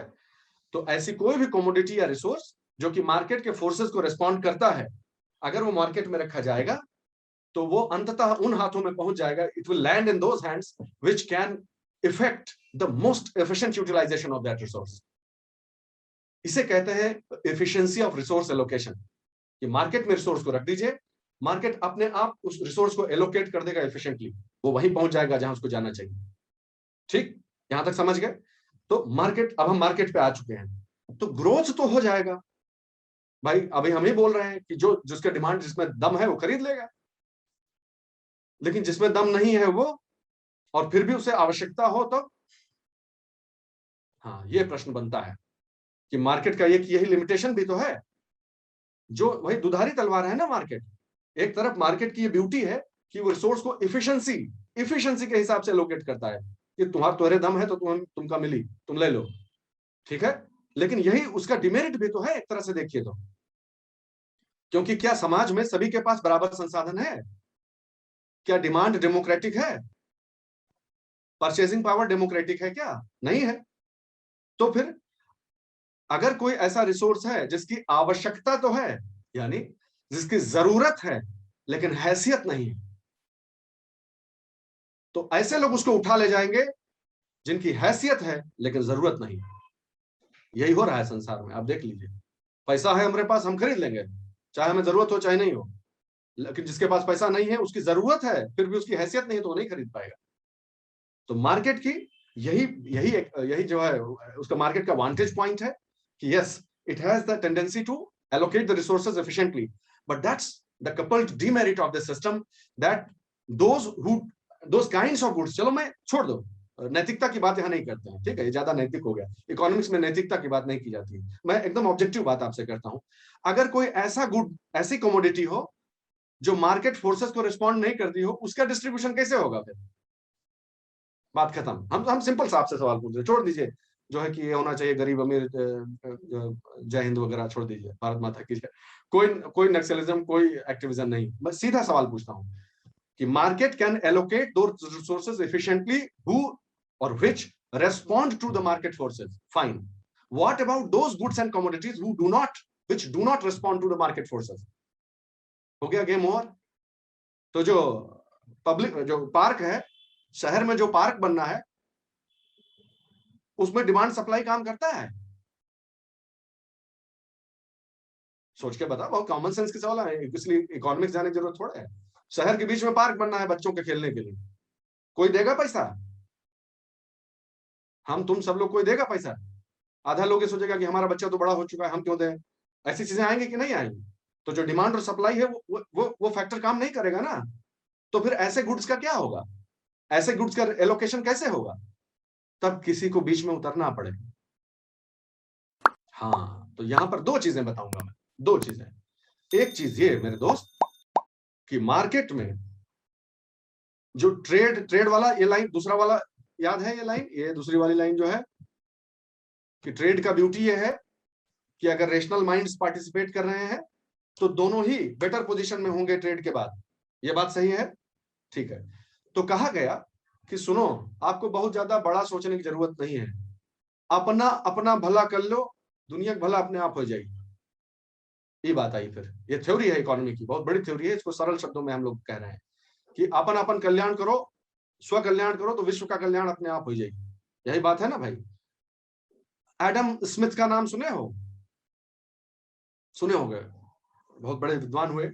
एडम स्मिथ ने यही कहा था कि if everybody watches one's own interest, then it will result into common interest, common good for everybody. आप अपना अपना देख लीजिए, तो अब मार्केट का ये ब्यूटी है कि आप अपना अपना इंटरेस्ट वॉच करते रहिए, ठीक है। और ज्यादातर, मोस्ट ऑफ द टाइम्स, उसका एक्सेप्शन पे भी बात करेंगे, मोस्ट ऑफ द टाइम्स आप जो चीज अपनी जगह पर पहुंच जाएगी जहां उसको पहुंचना, रिसोर्स का एलोकेशन अपने आप हो जाएगा बिना एक्टिव थॉट के। अगर मार्केट के जो फोर्सेस हैं वो नॉर्मली काम करें और सब लोग अपना अपना सेल्फ इंटरेस्ट और प्रॉफिट मैक्सिमाइजेशन पे आप काम करिए, पहुंच जाएगा रिसोर्स जहां पहुंचना चाहिए। इसी को उन्होंने कहा invisible hand, the invisible hand. Invisible hand का एग्जाम्पल क्या है दोस्त? कि सवेरे सवेरे अखबार कैसे पहुंच जाता है आपके यहाँ दरवाजे के नीचे? कहां से कागज बना होगा, कहां से प्रिंटिंग हुई होगी, कहां से संवाददाता ने न्यूज इकट्ठा की होगी, फिर कैसे सब इकट्ठा हुआ होगा, फिर उसको जो है छापा गया होगा, फिर जाके डिस्ट्रीब्यूट किया गया होगा, फिर साइकिल वाला उठाया होगा वहां से। ये कैसे हो रहा है? आपके भले के लिए सोच रहे हैं ये लोग कि शुक्ला जी कैसे कैसे क्लास लेंगे, बेचारे अखबार नहीं है उनके पास, इसके लिए वो दे रहा है। नहीं, that those fellows they don't even know me. ऐसे सैकड़ों हजारों जो बीच में लिंकेजेस हैं, they don't even know me personally, they are not doing this because of my welfare, they are doing it because of their own self interest and welfare, but ultimately the end result is that the resource gets allocated. तो ये जो जिस जिस हाथ की वजह से होता है, अदृश्य हाथ जिसे कहते हैं, कि ये कौन है जो ये कर डालता है, वो कौन चित्रकार है जिसे कहते हैं, उसी को एडम स्मिथ ने कहा कि ये इनविजिबल हैंड है। ठीक है, एक बात तो ये। अब दूसरी बात पे वापस आते हैं कि उन गुड्स का क्या होगा जी, उन रिसोर्सेज का क्या होगा जो इस डिमांड सप्लाई और प्रॉफिट मैक्सिमाइजेशन के उस पर नहीं काम करते हैं, उनका क्या होगा। तब बात आई कि हाँ, खाली ग्रोथ से नहीं होगा, ग्रोथ तो हो जाएगी, मार्केट के में ये एबिलिटी तो है कि वो ग्रोथ करवा देगा, लेकिन डेवलपमेंट भी तो कोई चीज है भाई। डेवलपमेंट भी तो कोई चीज है। जमीन का दाम बढ़ गया, शहरों के चारों ओर रियल एस्टेट बूम हो गया, ठीक है, जमीन का दाम हचक के बढ़ा, सब लोग खेत बेच बेच के, एक पर्टिकुलर एरिया के लोग कुछ नहीं पाइन तो एल्बम बनाए डाल, ठीक है, सब चले आ रहे हैं एल्बम रिलीज कर दे रहे हैं खेत बेच बेच के, ठीक है, कोई बात नहीं। कहीं पर वो हुआ, कहीं पर क्या हुआ कि खेत बेचे या कॉम्पेंसेशन दिया गया, ग्रोथ हुई, पैसा आया। जैसे एक रिवर वैली प्रोजेक्ट का मैं नाम नहीं लूंगा, कोई कंट्रोवर्सी नहीं करनी, एक रिवर वैली मैंने आपको बताया भी था हल्के से, एक रिवर वैली प्रोजेक्ट में क्या हुआ कि वहां के लोगों को विस्थापित किया गया, जब विस्थापित किया गया तो उनको कॉम्पेंसेशन दिया गया, ठीक है, तो कॉम्पेंसेशन से पैसा आया, कॉम्पेंसेशन से पैसा आया, खूब हचक के पैसा आया, और जो मार्केट फोर्सेस ने अपना काम किया और ग्रोथ हुई, ग्रोथ अच्छे से हो गई उनकी, पैसा मिल गया उन्हें। लेकिन उससे उस पैसे का हुआ क्या, उस पैसे का ये हुआ दोस्त कि वो लोग उससे कहा कि ये झोपड़ी में रह रहे हैं, विस्थापित हैं, झोपड़ी में रह रहे हैं, लेकिन डिश एंटीना और 42 इंच का टीवी पहले लगा लिए। समझे बात, ये है, ग्रोथ हुआ है, डेवलपमेंट नहीं हुआ। बैलेंस होना चाहिए, सस्टेनेबिलिटी होनी चाहिए, आदमी का अपना उत्थान होना चाहिए, तब आप कह सकते हैं कि हाँ भाई डेवलपमेंट हो रहा है। तो ग्रोथ की अगली स्टेज है फिर भाई डेवलपमेंट, ठीक। तो डेवलपमेंट की तरफ जब बढ़ेगी सोसाइटी, तब क्या क्वेश्चन होंगे, तब क्वेश्चन होंगे कि आपके पास विजन होना चाहिए और प्लानिंग होनी चाहिए। मार्केट के अपना कोई, मार्केट का डायरेक्शन मार्केट डिसाइड करता है जी, ठीक है, मार्केट अगर अपना डायरेक्शन खुद से डिसाइड करेगा तो वहीं ले जाएगा, कैपिटलिस्ट हो जाएंगी ना चीजें। तो जिसके पास जितना परचेसिंग पावर, जो डिमांड को मैनेज कर सकता है, कंट्रोल कर सकता है, वो कर ले जाएगा, सारा रिसोर्स उधर की तरफ एलोकेट हो जाएगा। तो फिर उन लोगों का क्या होगा जो इस मार्केट में पार्टिसिपेट नहीं कर सकते हैं, जो इन फोर्सेस को नहीं अपने फेवर में ट्विस्ट कर सकते हैं। तब बात आएगी कि नहीं, हम अब जब हम एज अ ग्रुप रह रहे हैं तो हमारा इंडिविजुअल इंडिविजुअल एक दो चार लोगों की बात नहीं है, it's a question of the whole economy and whole society. अगर ऐसा है, अगर ऐसा है, तब हमें एक प्रॉपर डायरेक्शन चाहिए, एक रास्ता चाहिए, एक विजन होना चाहिए, और विजन के हिसाब से प्लानिंग होनी चाहिए कि हम अपने अपनी व्यवस्था को किस तरफ ले जाना चाह रहे हैं। फॉर एग्जाम्पल, एक एग्जाम्पल लीजिए, किसी देश में, किसी समाज में, देश पर अभी नहीं जाओ, एक समाज है, उस समाज में हमारा आपका, मान लीजिए हम लोग हैं और हम लोग एक कम्युनिटी है, हम और आप, हमारे कम्युनिटी में क्या प्रोडक्शन होगा, क्या प्रोडक्शन होगा और कौन उसे कंज्यूम करेगा, ये आप देख रहे हैं। इस समय मान लीजिए मैं प्रोड्यूस कर रहा हूं, इंफॉर्मेशन प्रोड्यूस कर रहा हूं, कॉन्सेप्ट प्रोड्यूस कर रहा हूं, और आप उसे कंज्यूम कर रहे हैं, ठीक है। तो ये free market, matter free market का है, आपकी डिमांड है और मैं उसे सप्लाई कर रहा हूं। तो ये पूरा जो लेक्चर चल रहा है वो डिमांड और सप्लाई के रूल से चल रहा है। आपने डिमांड किया कि सर इंडियन इकोनॉमी पे लेक्चर होना चाहिए, और फिर ये लेक्चर हो रहा है, ठीक है। अगर ये प्रोडक्शन और कंजम्पशन, कंजम्पशन तो छोड़ ही दो, ये प्रोडक्शन जो है वो अगर स्टेट मैनेज करने लगे, तब अगर कोई थर्ड पार्टी आए और वो डिसाइड करे कि नहीं, तुम पढ़ाओगे कि अलाउद्दीन खिलजी ने बाजार में जो है वो क्या सुधार किए थे, तो फिर हमारा आपका डिमांड सप्लाई हो सकता है, या वो कुछ और बता दे कि आपको जो है आज ये पढ़ाना है, साइकोलॉजी पढ़ाना है। If somebody else start dictating the terms of production, तो फिर वो उधर चला जाएगा। अंतर क्या है, एग्जाम्पल देखिए आप, इसी में दूसरा एग्जाम्पल देखिए कि अभी मैं मिक्स्ड इंग्लिश और हिंदी आपको पढ़ा रहा हूं, आपकी डिमांड है ये कि आप दोनों चीजों को जानते रहिए, ठीक है। अगर कोई आके ये बोल दे, और अगर मेरा मन हो, अगर आप में से कितने लोग, कई लोग हैं अभी पार्टिसिपेट, 100 लोग हैं लगभग, सब लोग, 100 में से 60 लोग ये वोटिंग कर दें, 80 लोग ये वोटिंग कर दें कि नहीं नहीं सर आप ऐसा करिए, आप अंग्रेजी में ही पढ़े, कोई दिक्कत नहीं हमको, ये 20 लोग जो हिंदी वाला है वैसे ही ये बाद में समझ लेगा, तो मार्केट का डिमांड हो गया। अब मार्केट के डिमांड के हिसाब से मुझे सप्लाई करना पड़ेगा, तो मुझे, मैं इंग्लिश में पूरा पढ़ाऊं, उन 20 लोगों का क्या होगा, या उल्टा कर लीजिए, अगर हिंदी वाले वोट कर ले और जिनको अंग्रेजी माध्यम में देना उनको कुछ समझ ही में नहीं आ रहा है, तो कहने का मतलब कि डिस्टॉर्ट हो जाएंगी चीजें, डिस्टॉर्ट हो जाएंगी, और मार्केट इफिशिएंटली करेगा काम, मैक्सिमम लोगों का बेनिफिट होगा, दैट्स ऑल राइट। लेकिन ऐसे ऐसे तमाम परिस्थितियां आएंगी जिनमें सिर्फ और सिर्फ मार्केट फोर्सेस के हिसाब से डिसीजन नहीं लिए जा सकते, और तब किसी थर्ड पार्टी का इंटरवेंशन होता है जो कि उसे रेगुलेट कर सके, ओनली सिर्फ तब जब आवश्यकता हो। तो अगर प्रोडक्शन को और कंजम्पशन और प्रोडक्शन के जो पैटर्न्स हैं उसको यदि कोई तीसरी शक्ति कंट्रोल करने लगे, फ्री ना हो वो, तब उसे कहा जाता है कि सोशलिज्म हो गया। समझे बात? इस पर बहुत बहुत ज्यादा देर टाइम नहीं देंगे, सब आप जानते होंगे। सोशलिज्म क्या है, सोशलिस्ट क्या होते हैं कि स्टेट जो है वो एक्सरसाइज करता है कंट्रोल, वो कंट्रोल एक्सरसाइज करता है कि जो है ये प्रोड्यूस होगा, इतनी मात्रा में होगा, इस तरह का प्रोडक्ट होगा। प्रोडक्शन और प्रोडक्शन के पैटर्न को यदि स्टेट कंट्रोल करता है तो वो सोशलिज्म है। और अगर जो अभी तक हम बात करते हैं जो डिमांड और सप्लाई अगर उसे तय करें तो वो फ्री मार्केट इकोनॉमी है कि गेम ओवर, इससे ज्यादा कुछ जानने की जरूरत ही नहीं। इसी को कैपिटलिस्ट इकोनॉमी भी कहते हैं कि कैपिटल तय करती है, कैपिटल मतलब पैसा, पैसा तय करता है कि क्या बनेगा और किधर जाएगा। पैसा मतलब डिमांड सप्लाई, समझ गए बात? तो जब डिमांड और सप्लाई के फोर्सेस डिटरमिन करते हैं कि क्या प्रोडक्शन होगा, प्रोडक्शन के जो रिसोर्सेज हैं उन पर जब इस जो है मार्केट फोर्सेस का कंट्रोल हो, वो फ्री इकोनॉमी है, मार्केट इकोनॉमी है, कैपिटलिस्ट इकोनॉमी है। जब सोसाइटी उस पर, सोसाइटी एज अ होल उस पर कंट्रोल, यानी स्टेट कंट्रोल करे कि ये प्रोड्यूस होगा और इतना होगा, वो सोशलिस्ट इकोनॉमी है। ठीक है बात? इस चीज को समझ गए? तो अब ये क्या है, ये मैं क्यों बताया इस वाले हेडिंग के लिए, ये जो विजन बोला ना, विजन कि किस तरह की सोसाइटी क्रिएट करना चाहते हो भाई, कैपिटलिस्ट इकोनॉमी बनाना चाहते हो, सोशलिस्ट बनाना चाहते हो, या तीसरा कौन सा कैटेगरी है जो हम लोग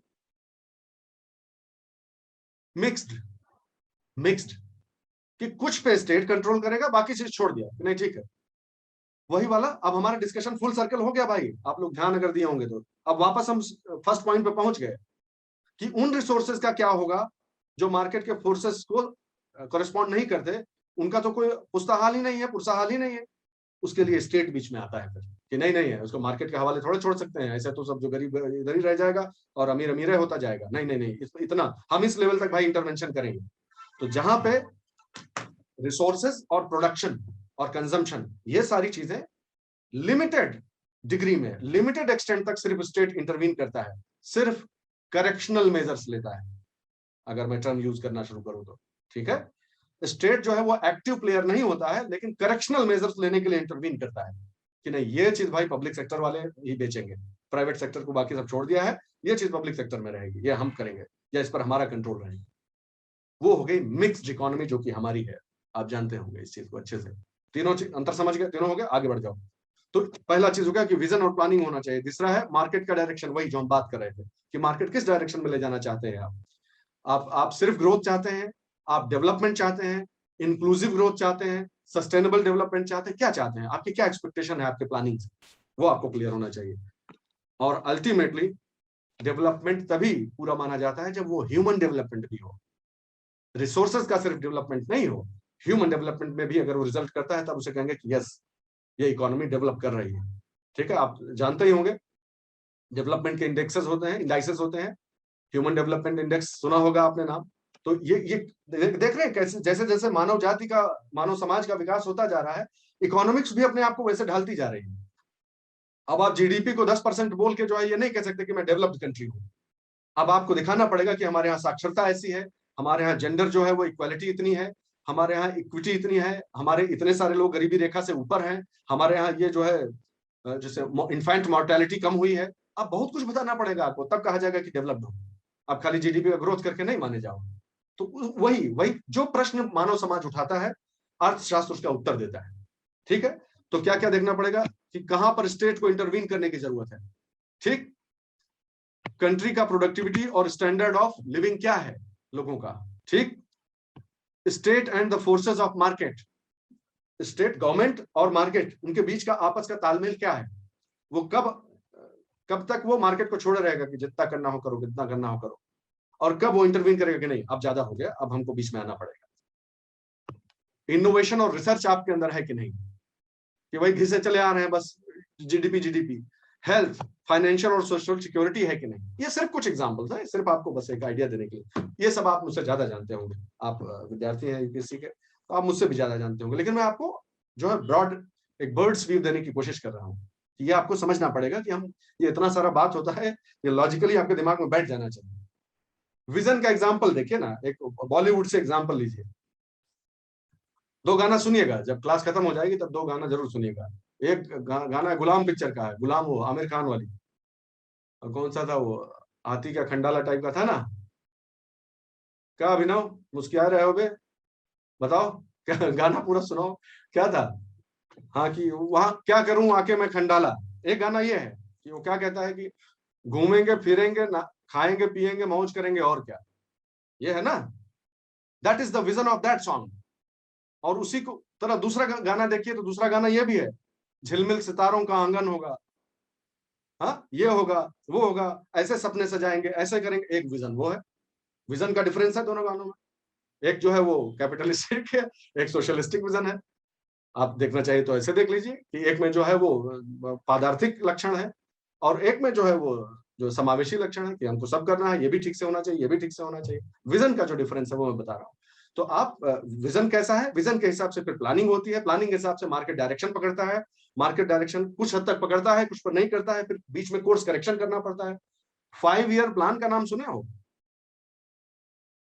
पंचवर्षीय योजना, अपनी वाली नहीं, भारत सरकार वाली। यूपीएससी में भी पंचवर्षीय योजना के साथ आते हैं ना बहुत सारे, अरे कर लेंगे, अरे कर लेंगे आराम से, अगला अटेम्प्ट, बहुत अटेम्प्ट बाकी, वो वाला नहीं कर रहे। भारत सरकार की जो पंचवर्षीय योजना है वो यही है। आप अपना विजन डिसाइड किया कि हम इस तरह की इकोनॉमी बनना चाहते हैं, उसके हिसाब से हर 5 ईयर प्लान होता है, ठीक है। उसमें कहीं पे हम पास हुए, कहीं फेल हुए, उसको फिर ठीक किया, उसको इधर लेके आए। जैसे फॉर एग्जाम्पल यहीं पे बता देता हूँ, पहले पहले जो फर्स्ट और सेकंड 5 ईयर प्लान थे, उस स्ट्रेटेजी में, उसमें सबसे बड़ी स्ट्रेटेजी क्या रखी गई थी, सबसे इंपॉर्टेंट चीज क्या थी। महालनोबिस स्ट्रेटेजी किसे कहते हैं, सुना है, रट डाले होगे, लेकिन उसको समझो। ब्रिटिश ब्रिटिश रूल ने हमारे कौन सा चीज तोड़ के रख दिया था, हमको कभी होने नहीं दिया, कौन सा सेक्टर नहीं डेवलप होने दिया कभी। अरे तो मयंक भाई अनम्यूट करियो तब तो सुन बे, बोल रहे हो तो अनम्यूट तो करो। ब्रिटिश जो है वो हमको क्या बनाना चाहते थे, हमको क्या बना दिया था उन्होंने, किस चीज का प्रोड्यूसर और किस चीज का कंज्यूमर बना दिया था उन्होंने। चलिए कोई बात नहीं, मैं आपको होमवर्क देता हूँ, उसको पढ़िए, भटक जाएंगे नहीं तो। सिंपल सी बात है, जिस हालत में 1947 में हम इंडिपेंडेंट हुए थे, इकोनॉमी का जो स्टेज उस समय था, उसमें सबसे इंपॉर्टेंट था कि हम नए नए, ये होता ही है ना कि जो नया नया राष्ट्र कोई जो है वो अभी आजाद हुआ है, स्वतंत्र हुआ है, 50 लोग उसको दाब देने के लिए तैयार खड़े हैं, 50 लोग उसका फायदा उठा लेना चाहते हैं, यही होता ही है, ठीक है। वल्नरेबल वल्नरेबल स्टेज में थे हम लोग इकोनॉमी के, और हिस्टोरिकल जो लैग था, जो हिस्टोरिकल जो हैंगओवर था कॉलोनियल, वो भी था। तो सबसे इंपॉर्टेंट वहां उस समय पर यह समझा गया कि भाई सुनिए, सबसे पहले काम यह करिए कि हमको किसी दूसरे के ऊपर, अपने इंडस्ट्रीज के लिए दूसरे के ऊपर डिपेंड ना होना पड़े। तो इसलिए सबसे पहले किया गया कि first 5 year plan, second 5 year plan में रैपिड इंडस्ट्रियलाइजेशन का टारगेट रखा गया, कि हमको सेल्फ सफिशिएंट होना है, हमको दोनों चीजों में सेल्फ सफिशिएंट होना है, इंडस्ट्रियल गुड्स में भी, इंजीनियरिंग गुड्स में भी, और हमको एग्रीकल्चर में भी किसी के आगे हाथ नहीं फैलाना है। यही सबसे बड़ा चैलेंज था उस समय, सबसे बड़ा यही था, नहीं तो सोवरेंटी खतरे में आ जाती है, दूसरे के आगे हाथ फैलाना पड़े तो आपकी संप्रभुता तो जो है वो प्रश्न में आ जाएगी। तो इसलिए वहां पर वो रखा गया। फिर धीरे धीरे क्या हुआ, क्या पाया गया कि जो है वो नीचे जो धरातल का विकास है उस पर तो ध्यान ही नहीं दिया, वो तो छूट गया। क्यों छूट गया, पीसी महालनोबिस स्ट्रेटेजी से, जिसे कहते हैं कि जो है इंडस्ट्रियल डेवलपमेंट कर दिया जाए, उसका उसका मेन थ्योरी क्या था।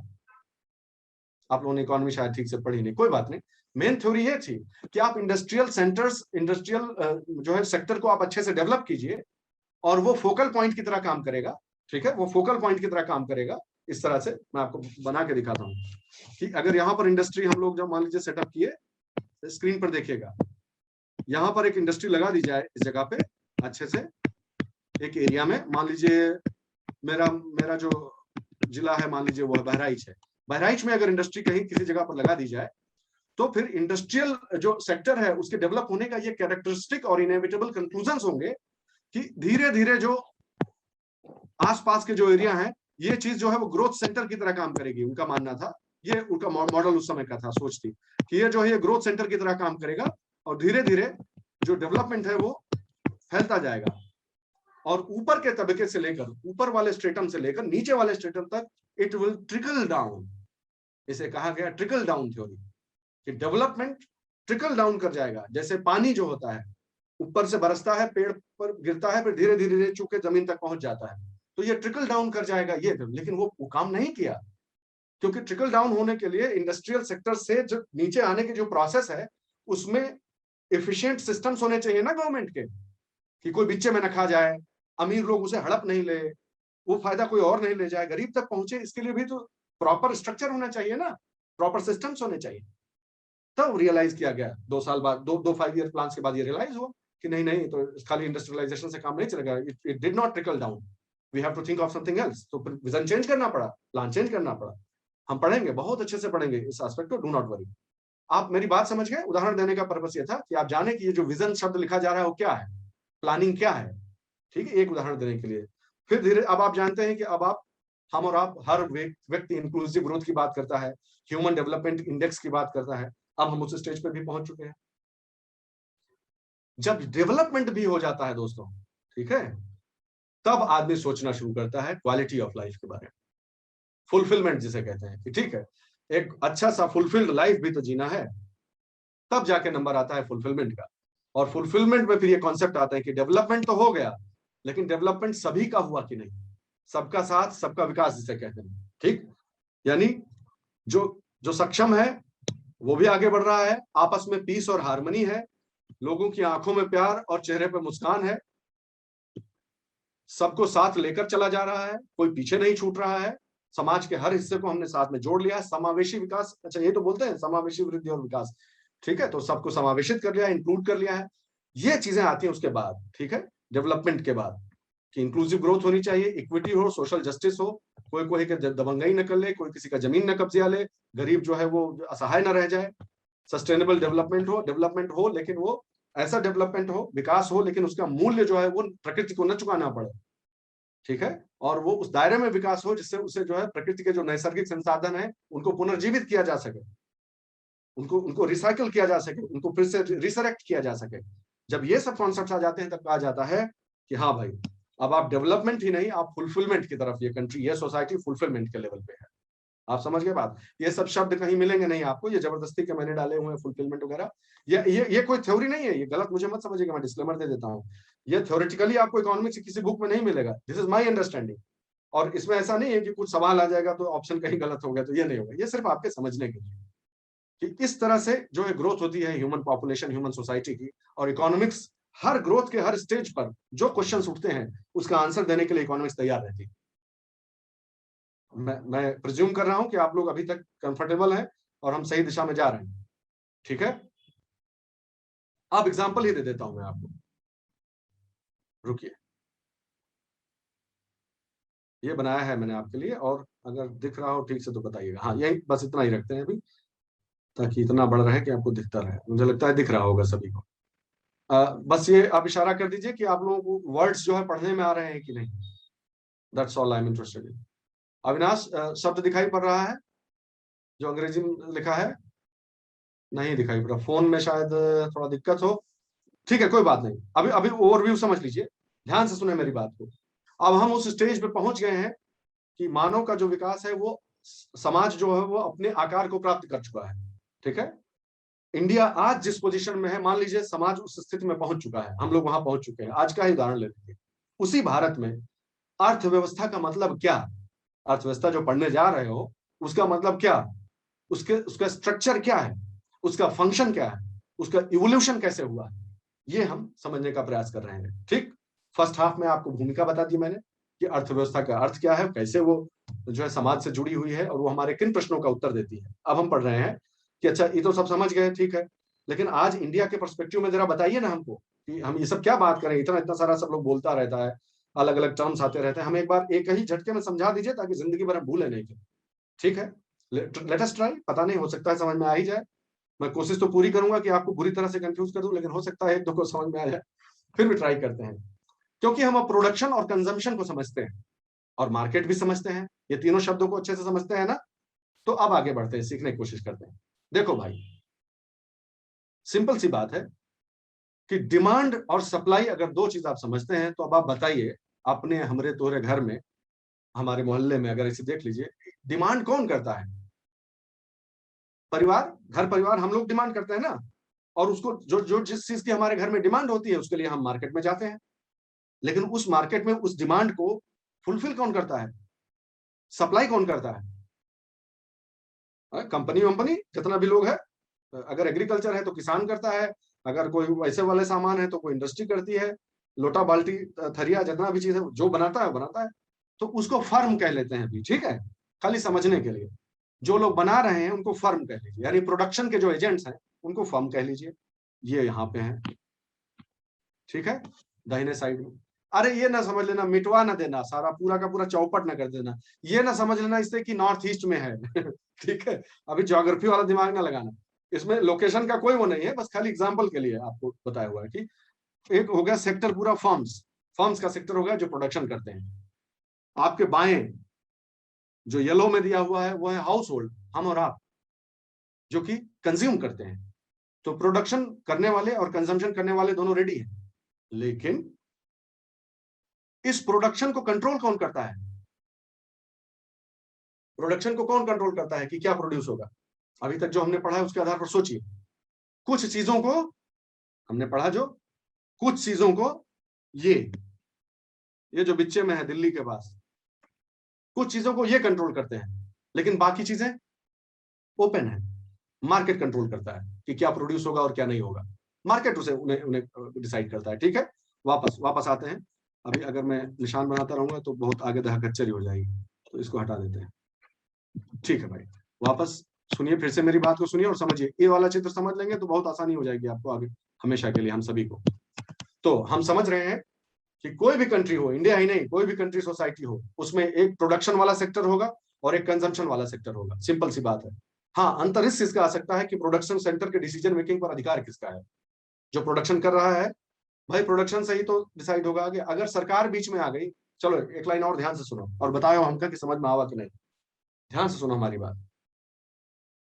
प्रोडक्शन को अगर कंट्रोल कर दिया गया तो तुम चाहे जो कंज्यूम करना चाह रहे हो मिलेगा वही जो प्रोड्यूस हो रहा है।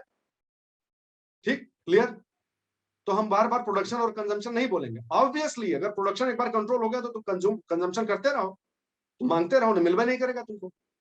ठीक, तो अगर स्टेट को कंट्रोल करना है तो उसे कंजम्पशन थोड़ा कंट्रोल करना है, उसे तो प्रोडक्शन कंट्रोल कर देना है। बात खत्म। उसको कंज्यूमर से क्या मतलब, हम जो बनाएंगे वो तुम खरीदोगे, बात खत्म। हाँ, जब मार्केट इकोनॉमी की बात करेंगे तब दोनों का बात होगा कि हाँ, मार्केट फोर्सेस प्रोडक्शन और कंजम्पशन दोनों को अफेक्ट करते हैं, है कि नहीं है। मार्केट फोर्सेस डिसाइड करते हैं कि क्या बिकेगा। कोविड आ गया, फार्मास्यूटिकल इंडस्ट्री उठ गई, ठीक है। जो है कोविड आ गया, रियल एस्टेट फलाना धमाका, ट्रांसपोर्ट इंडस्ट्री मान लो डाउन हो गई, hotel industry, hospitality industry down हो गई। मार्केट फोर्सेस डिसाइड कर रहे हैं कि जो है क्या प्रोड्यूस होगा और क्या कंज्यूम होगा। स्टेट को अगर कंट्रोल करना है तो उसे प्रोडक्शन के मींस को कंट्रोल कर लेना है, दैट्स ऑल। कि ये प्रोड्यूस होगा, आपका अपना मैनेज कीजिए, आप अपनी डिमांड मैनेज कीजिए, नहीं हो सकता। That's how they do it. Okay fine, so you understand this. The agents of production, they constitute the production sector, which is we for the purposes of simplification we are calling them firms. Okay, so these are the firms, and you have the household sector, which is the consuming sector. ये दो समझ में आ गए। अगर state बीच में ना आवे तो ये आपस में रिसोर्सेज का इफिशिएंट एलोकेशन करते रहेंगे टिल एटर्निटी। वो करते रहेंगे आपस में, प्रॉफिट मैक्सिमाइजेशन के आधार पे रिसोर्सेज का इफिशिएंट एलोकेशन चलता रहेगा। लेकिन जैसा कि हम जानते हैं, अगर हमारा विजन और प्लानिंग ऐसी है कि हम पूरा फ्री मार्केट नहीं छोड़ सकते भाई, थोड़ा सा सोशलिस्टिक एलिमेंट रहेगा, थोड़ा सा सोशल जस्टिस होना चाहिए।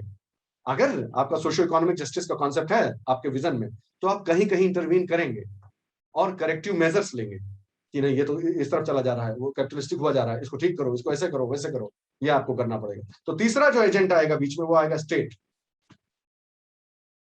So production, consumption and state. Production और कंजम्पशन ही आपस में मार्केट कहलाते हैं। तो अब हम जो पढ़ रहे हैं वो इन तीनों एजेंट्स के आपस का इंटरप्ले है। पूरा इकोनॉमी यहां से लेकर जहां तक भी आप पढ़ेंगे, पूरा माइक्रो इकोनॉमिक्स इन तीनों फैक्टर्स के आपस का इंटरप्ले है। ठीक, एग्जाम्पल के तौर पर शुरू करते हैं, चलो एक एक पढ़ना। हाँ भाई, डिमांड से शुरू करते हैं। चलो थोड़ा सा इसे बड़ा कर देता हूं ताकि दिखने लगे। ठीक,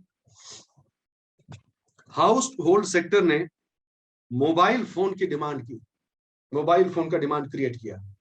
ओके, जो कि है भी, अब जानते हैं क्रांति चल रही है पूरी इंफॉर्मेशन टेक्नोलॉजी।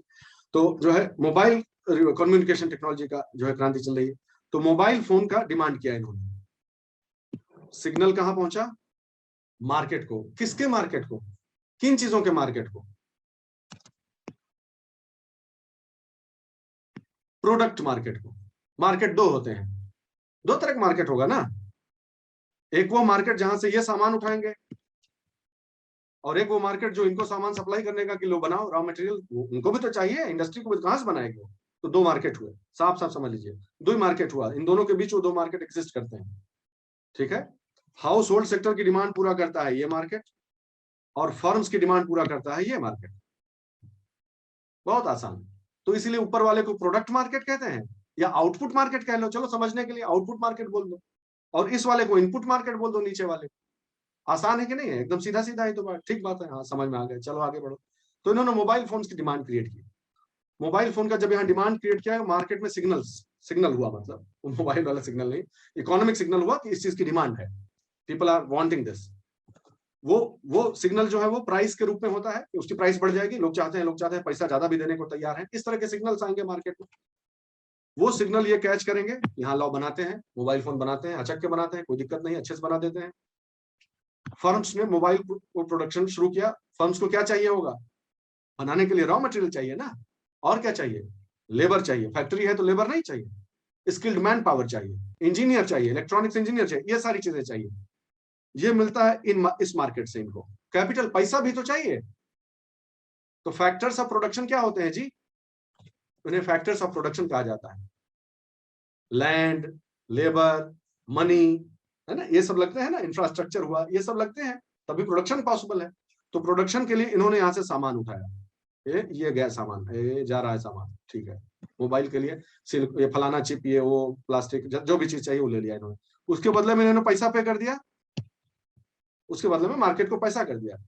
तो ये मार्केट में आता कहाँ है जी? नीचे वाला जो मार्केट है उसमें कहां से आता है ये सब? लेबर, कैपिटल, ये सब कहां से आता है? ये मार्केट कोई अलग से बनी हुई बिल्डिंग है क्या?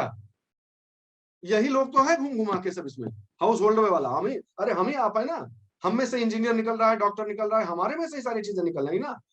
हाउस होल्ड में भी तमाम छोटे छोटे सेक्टर है, वहां से इंडस्ट्री, वही वही कर रहे हैं सारा। तो हाउस, ये पैसा इनको इन्होंने दिया। दरअसल ट्रांजैक्शन तो सीधे ही हो रहा है। अगर आप अल्टीमेट इंपैक्ट देखिए तो ट्रांजैक्शन तो इन्हीं दोनों के बीच हो रहा है।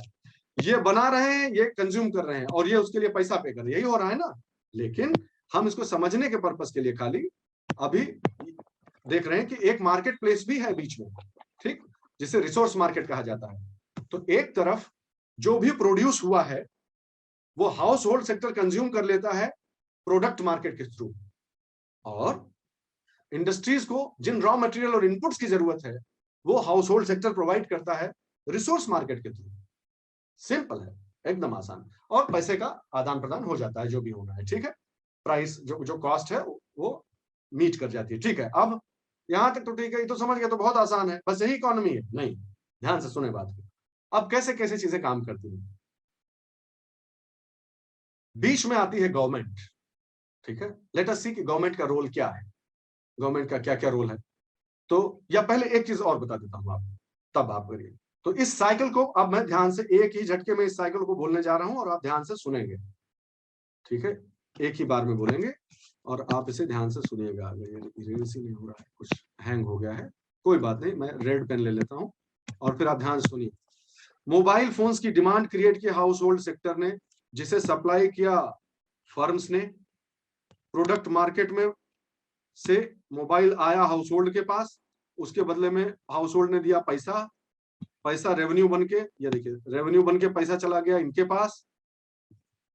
उसके बाद क्या, उससे पहले ही ये घटना हो चुकी है कि जो कोई भी लेबर, स्किल वगैरह जो था वो सब इन्होंने इस मार्केट से उठाया था, और इस मार्केट से इन्हीं जैसे लोगों ने से परचेज किया था, और इस प्रकार इनको इनकम बनी।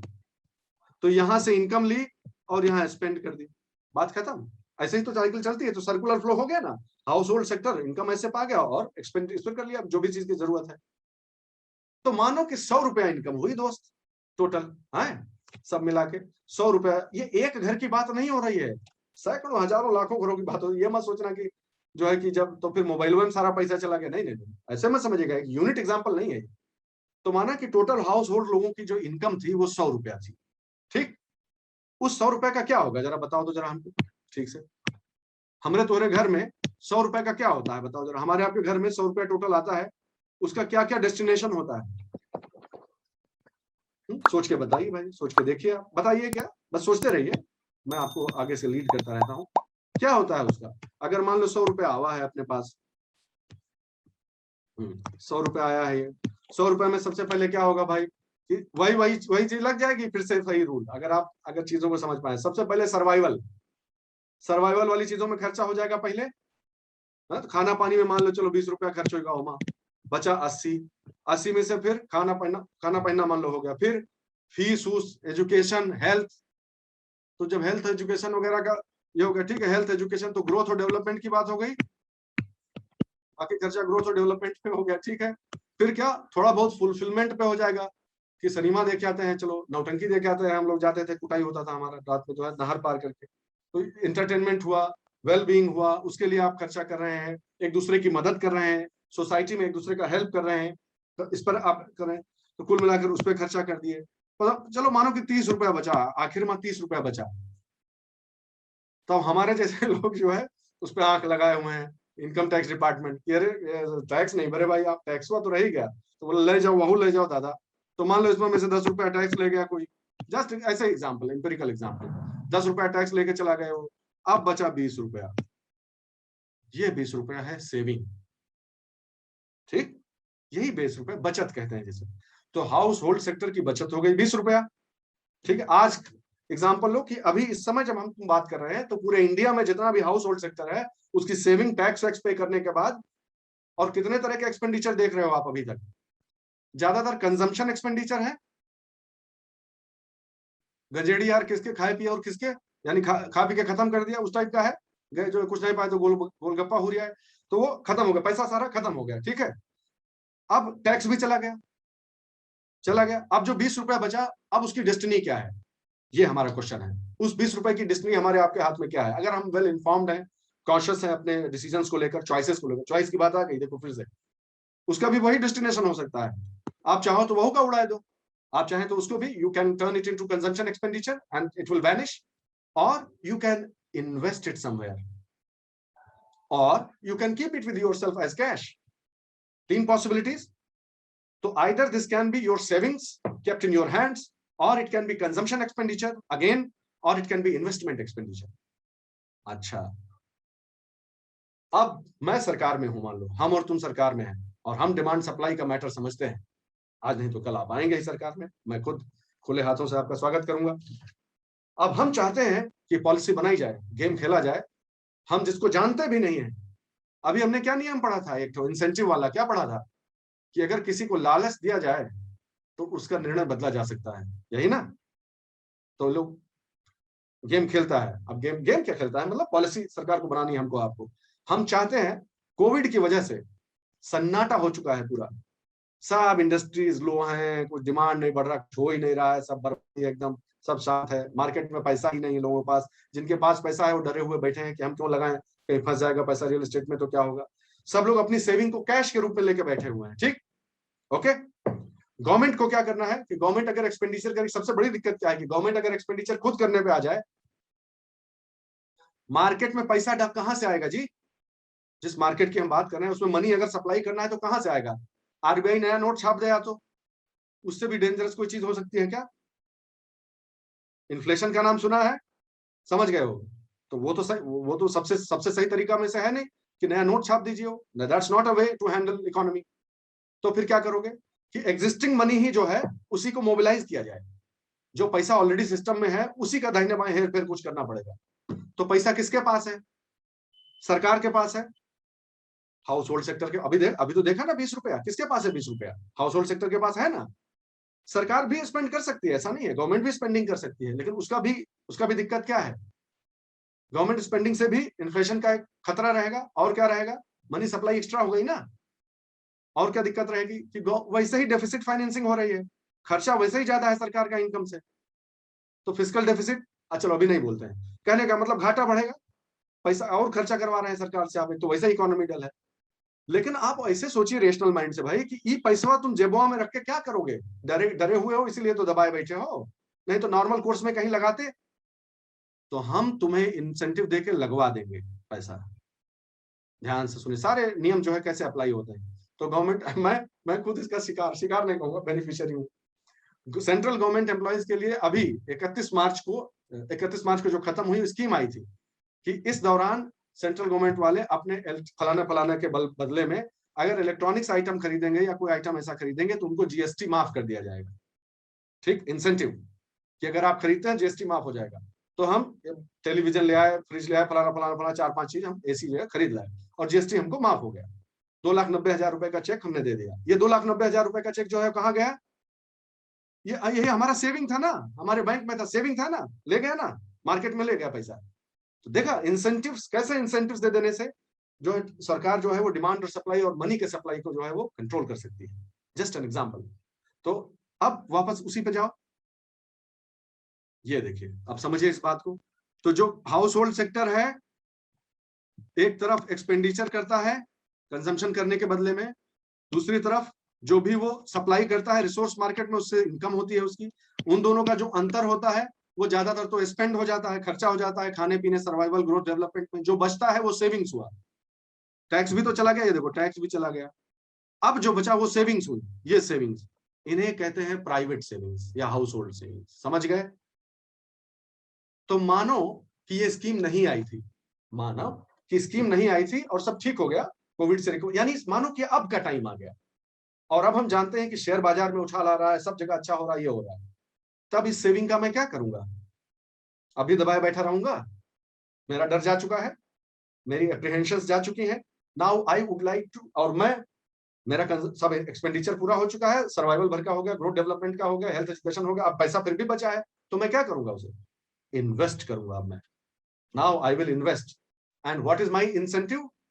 मार्केट में जो उछाल हो रहा है वही मेरा इंसेंटिव है। गवर्नमेंट को कुछ करने की जरूरत ही नहीं है, मुझे लालच है उस चीज का कि मैं इंसेंटिव इसको यूज करूंगा, पैसे को अपने बढ़ा लेता हूं। तब फिर वो प्राइवेट सेविंग्स को मार्केट में लगाएगा। ठीक, इसी प्रकार ये जो प्रोडक्शन वाले लोग हैं वो भी तो हमारे ही जैसे हैं ना, उनकी भी अपनी सेविंग्स होती हैं। उनके भी जो प्रॉफिट्स होते हैं, साल दर साल प्रॉफिट होता जा रहा है मान लीजिए, तो वो उनके पास क्या ऑप्शन है? या तो वो अपने पैसे को वापस बिजनेस में ही लगा दें, या फिर उससे अच्छा रिटर्न कहीं मिल रहा है तो प्रॉफिट वहां लगा दो भाई, 100 का 200 हो जाए, तब तक हमारा इंडस्ट्री तो चल ही रहा है। तो उनकी भी अपनी सेविंग्स हो सकती है, इन्हें कॉर्पोरेट सेविंग्स कहते हैं। ठीक, हाउस होल्ड सेविंग एक तरफ से आ रहा है, एक तरफ से कॉर्पोरेट सेविंग आ रहा है। तो ये जो पैसा आ रहा है दोस्त, और मान लो गवर्नमेंट के पास भी, ध्यान से सुनो हमारी बात, तीसरा प्लेयर है गवर्नमेंट। यही तो हम लोग तय किए थे कि तीसरा प्लेयर गवर्नमेंट है। मान लो वहू के पास पैसा एक्स्ट्रा है, गवर्नमेंट के पास भी एक्स्ट्रा सेविंग्स है, वो होंगी पब्लिक सेविंग्स। तो private savings, public savings, corporate savings, तीनों के पास पैसा है, तीनों मार्केट में लगाना चाहते हैं, तो कहां लगावें? तो वह संस्थाएं, ध्यान से सुने मेरी बात, वह सारी संस्थाएं जो कि इन तीनों तरह की सेविंग्स को मोबिलाइज करती हैं और इन्वेस्ट करवाती हैं, उन्हें कंट्री का फाइनेंशियल मार्केट कहा जाता है। वही कंट्री का फाइनेंशियल मार्केट है। मनी मार्केट, कैपिटल मार्केट, ये वो ऐसा वो सब बाद में बात करेंगे, अभी बस इतना जान लीजिए कि they are the financial markets of this economy. समझ गए? इन सेविंग्स को ये मोबिलाइज करने वाली इंस्टीट्यूट्स और जो एजेंसीज हैं। ठीक, अब गवर्नमेंट का वापस मैं इरेज करता हूं, अब गवर्नमेंट पे फोकस कीजिए। आपको फाइनेंशियल मार्केट पता चल गया कि क्या होते हैं, समझ गए? ठीक, अभी बस ब्रीफली अब गवर्नमेंट क्या होती है और उसका इंटरेक्शन कैसे होता है वो बताइए भाई। गवर्नमेंट हर एक तीनों चारों अंगों को कैसे प्रभावित करती है? ये गवर्नमेंट है। गवर्नमेंट एक्सपेंडिचर कर सकती है, हम लोगों के लिए करती है कि नहीं करती है सरकार खर्चा? बिल्कुल सही बात है। सर्विसेज पे करेगी तो हमें फायदा होगा डायरेक्ट। गवर्नमेंट गुड्स पे करेगी अगर एक्सपेंडिचर, तो जो प्रोडक्शन कर रहे हैं उनकी तरफ जाएगा फायदा। ठीक बात है। तो ये तो होगा गवर्नमेंट एक्सपेंडिचर हो गया। और क्या कर सकती है गवर्नमेंट? गवर्नमेंट हमारे भले के लिए, देखिए ना, गवर्नमेंट हमारे भले के लिए ट्रांसफर पेमेंट भी करती है, यानी वेलफेयर वगैरह पे जो खर्चा होता है, हाँ, वेलफेयर जो है एक्सपेंडिचर्स होते हैं वो भी करती है। और गवर्नमेंट इसी का काउंटर पार्ट जो है वो कॉर्पोरेट्स के लिए क्या करती है गवर्नमेंट? जो लोग प्रोड्यूस कर रहे हैं उनके लिए, ये देखो क्या लिखा है, सब्सिडी। जैसे हमारे लिए वेलफेयर एक्सपेंडिचर होता है, जो प्रोड्यूस कर रहे हैं, कंज्यूमर्स के लिए वेलफेयर एक्सपेंडिचर हो गया, जो प्रोड्यूस कर रहे हैं उनके लिए सब्सिडी देती है सरकार। इनके बदले में हम क्या देते हैं सरकार को? हाउस होल्ड लोग टैक्स, अरे टैक्स देते हैं ना, हाँ। और कॉर्पोरेट लोग जो है वो क्या देते हैं? वो भी टैक्स देते हैं। तो जो हम देते हैं उसे पर्सनल टैक्स बोला जाता है, जो कॉर्पोरेट लोग देते हैं वो कॉर्पोरेट टैक्स कहलाता है। समझते जाइए, दोनों आपस में सबका वो समझते जाइए। अब एक सवाल और बचा, वो सवाल ये बचा कि house hold sector, financial market, corporate sector, इनका आपस का संबंध समझ गए? हाउस होल्ड सेक्टर गवर्नमेंट का समझ गए, कॉर्पोरेट का समझ गए? यस, समझ गए। अब इन दोनों का संबंध समझाइए, गवर्नमेंट का और फाइनेंशियल मार्केट का क्या संबंध है? बहुत इजी है, बहुत आसान है भाई। एक संबंध तो आपने पहले ही देख लिया है कि अगर पब्लिक सेविंग्स है उसके पास, गवर्नमेंट के पास, तो वो भी उसमें इन्वेस्ट करती है। अगर रिटर्न आता है तो आवे भाई, बढ़िया है, पैसा बढ़ी जाए तो क्या दिक्कत है। लेकिन ज्यादातर समय क्या होता है? ज्यादातर समय सरकार को ही जरूरत पड़ती है पैसे की, आप जानते हैं। हाँ, डेफिसिट होता है ज्यादातर समय, तो सरकार एक्चुअली ज्यादातर समय बोरो करती है, पैसा उधार देती है इसी फाइनेंशियल मार्केट से। अपनी सिक्योरिटीज बेचते हैं ना, गवर्नमेंट की सिक्योरिटीज बेचा, उससे पैसा रेज कर लिया। अब इस फाइनेंशियल सिस्टम जो है, मार्केट नहीं लिखना चाहिए था मुझे, शायद सिस्टम लिखना चाहिए था। इस फाइनेंशियल सिस्टम में बहुत सारा चीज आता है, money market, capital market, RBI, commercial bank, सब इसी में आ गए। उनके आपस का अंतर संबंध बाद में देखेंगे, अभी जो है ब्रॉड व्यू आप समझ जाइए। तो गवर्नमेंट का फाइनेंशियल सिस्टम जो कंट्री का है, उससे लेना देना क्या है कि अगर मेरे पास एक्स्ट्रा है तो मैं आप में इन्वेस्ट कर दूंगा, गवर्नमेंट ऐसा कहती है, और अगर मुझ में डेफिसिट है तो मैं आपसे बोरो करूंगा। ठीक, पूरा का पूरा संबंध समझ गए, सभी का संबंध खत्म होगा, एक बचा है लेकिन अभी। ये तो सीख है, अंदर की बात है। ये तो वो वाला जो अमूल बनियाइन, कौन सी बनियाइन है रे, ये अंदर की बात है। अब इस देश, ये तो देश जो है ग्लोबलाइज हो चुका है ना, कंट्री तो ग्लोबलाइज हो चुका है, तो रेस्ट ऑफ द वर्ल्ड भी तो है, बाकी दुनिया, बाकी दुनिया से भी तो लेना देना रहता है। तो बाकी दुनिया हमसे कैसे इंटरेक्ट करती है? बाकी दुनिया हमसे इंटरेक्ट करती है दो पॉइंट्स पे, या तो गवर्नमेंट टू गवर्नमेंट उसका लेना देना अगर है, ध्यान से सुने और समझे इस बात को। लैपटॉप बिगड़ चुका है, दिक्कत आ गई है, दूसरे लैपटॉप से अगली बार से करूंगा, कोई बात, ध्यान से सुने। ये जो एक्सटर्नल सेक्टर भी बोलते हैं इसको ना, फॉरेन सेक्टर या एक्सटर्नल सेक्टर, ये एक्सटर्नल सेक्टर इंडिया से कैसे इंटरेक्ट करेगा? या तो गवर्नमेंट टू गवर्नमेंट, ये गवर्नमेंट को मिला और ये गवर्नमेंट से गया, दूसरे सरकार टू सरकार। लेकिन क्योंकि हम ग्लोबलाइज्ड और ओपन इकोनॉमी, हम ओपन इकोनॉमी है ना, लार्जली ओपन इकोनॉमी है, तो मार्केट और मार्केट भी आपस में, उनका मार्केट और हमारा मार्केट भी आपस में जुड़ा हुआ है, गवर्नमेंट गवर्नमेंट ही नहीं, मार्केट टू मार्केट भी जुड़ा हुआ है। तो वो हमारे कौन से दो पॉइंट्स पे अपना दो पैर रखेगा? उसको हाथ मिलाना है ऐसे, दोनों हाथ ऐसे मिलाने, हाई फाई जो भी बोलते हैं, अगर वो करेगा तो किन दो पॉइंट्स पे करेगा? यहाँ पे और यहाँ पे, प्रोडक्शन और कंजम्पशन, इस दो जगह पे करेगा। अगर उसको कोई आइटम हमारे यहाँ बेचना है तो वो इस मार्केट में लॉन्च कर देगा, अगर उसको हमारे यहाँ से कोई आइटम चाहिए तो इस मार्केट से उठा लेगा। यही करेगा ना, प्रोडक्शन वाले पॉइंट पे और जो कंजम्पशन वाले पॉइंट, दो जगह पे करेगा। तो अगर इंपोर्ट करता है वो, अगर हम इंपोर्ट करते हैं उससे कोई चीज, यहाँ पर आते हैं मामला, तो उसके लिए हमको क्या खर्च करना पड़ेगा? अमेरिका से है तो मान लो डॉलर खर्च करना पड़ जाएगा अगर कोई चीज हमको जरूरत पड़ी तो। और अगर हम एक्सपोर्ट कर पाए कि तुमको हमारी जरूरत है, हमको तुम्हारी नहीं है, तो हमें उल्टा गेन होगा, डॉलर मिलेगा, है कि नहीं? हमने तुमको सामान बेचा, तुम डॉलर दो हम। ये जो दोनों का अंतर है, इसे बैलेंस ऑफ पेमेंट कहते हैं। समझ गए बात? बैलेंस ऑफ पेमेंट कहते हैं, ट्रेड बैलेंस ऑफ पेमेंट जिसे कहते हैं, बैलेंस ऑफ ट्रेड पेमेंट्स। कि हमारा जो है बाकी दुनिया से, आपस अंदर की बात नहीं हो रही है, बाकी दुनिया से कितना डॉलर कमाया और कितना डॉलर खर्च करना पड़ गया। तो अगर ध्यान से सुने, 1991 का क्राइसिस सुना है? 1991 में जो क्राइसिस हुई थी, वो किस प्रकार की क्राइसिस थी? मेनली बैलेंस ऑफ पेमेंट की ही क्राइसिस थी, कि बिल देने भर के भी पैसे नहीं रह गए थे। जो बाहर से हम इंपोर्ट करते हैं उसका बिल पे करने के भर का डॉलर भी नहीं रह गया था, फॉरेक्स नहीं रह गया था। तो ऐसा क्यों होता है, ऐसा क्यों हुआ, वो हम लोग डिटेल में पढ़ेंगे। लेकिन आप अभी के लिए सिर्फ एक चीज, छोटा सा चीज बोल के आपको छोड़ दे रहे हैं कि अगर हमको इस पर भी प्लानिंग करनी हो, अंदर की तो करेंगे ही, इनके इस वाले इन दोनों ट्रांजैक्शंस पे भी प्लानिंग करनी हो तो क्या करें? तो ऐसा करें कि हम जितना भी चीज बहुत महंगा पड़ रहा है हमको, वो हम घर में बना लें। इसे कहते हैं इंपोर्ट सब्स्टिट्यूशन। सुनते जाइए ध्यान से कि जो इंपोर्ट करना पड़ रहा है उसका सब्स्टिट्यूट यही बनाओ, हम काहे लें दूसरे। और इसीलिए मेरे दोस्तों इंडस्ट्रियलाइजेशन की जरूरत पड़ती है कि जल्दी से इंडस्ट्रियलाइज करो, ताकि उन चीजों के लिए जो बाहर से हमें इतनी महंगी पड़ रही है वो यहाँ बने हमारे यहाँ और सस्ता पड़े। समझे, बहुत इंटरकनेक्टेड है सब कुछ। और दूसरा तरीका क्या है? Export promotion. एक तरफ है इंपोर्ट सब्स्टिट्यूशन और दूसरी तरफ है कि एक्सपोर्ट बढ़ा लीजिए। एक्सपोर्ट बढ़ा लीजिए, जितना एक्सपोर्ट बढ़ेगा डॉलर उतना ही आएगा, अच्छा है। तो कम से कम एक्सपोर्ट इतना तो हो जाए दादा कि जो इंपोर्ट का खर्चा है वो उससे उससे जो है कवर हो जाए।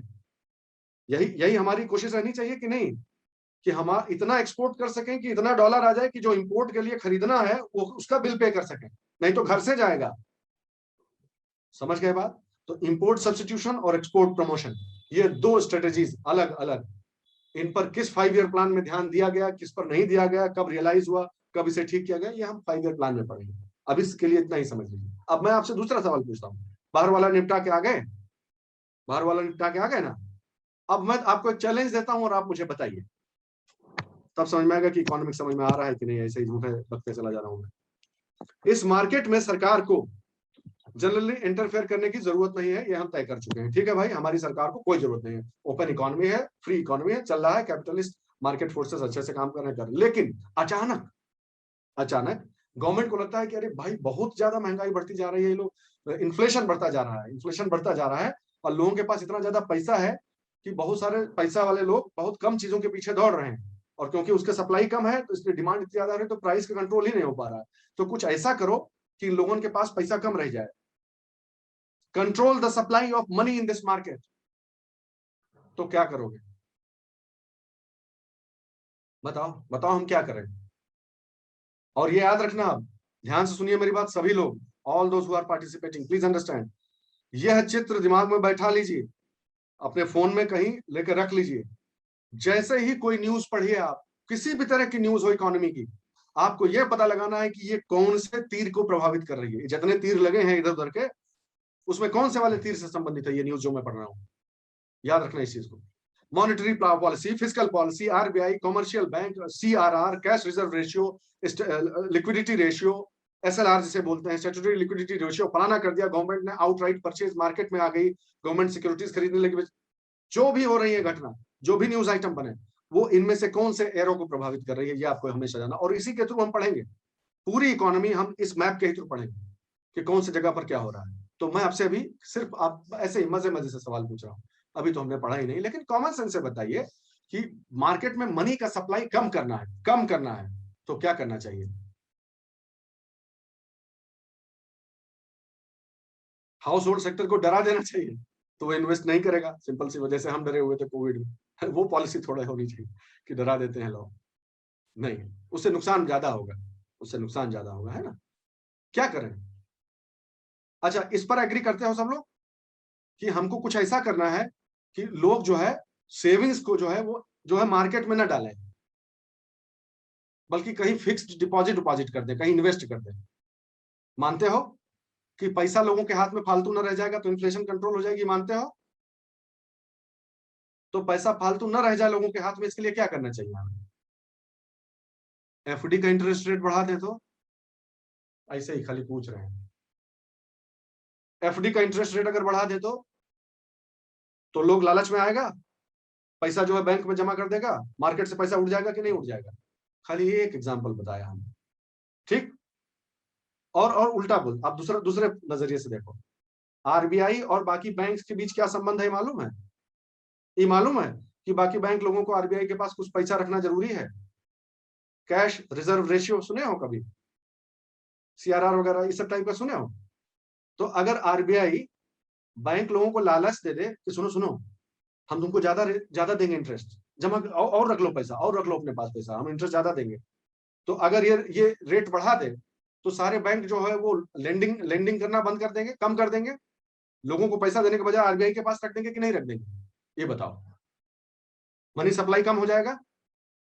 तो सरकार कितनी जगह पे हिट कर सकती है? अब और दूसरा दूसरा बताते हैं कि मान लो हाउस होल्ड सेक्टर के ऊपर ध्यान देना है कि इनको रोको, ये तो बहुत पैसा हो गया इनके पास, इनको रोको।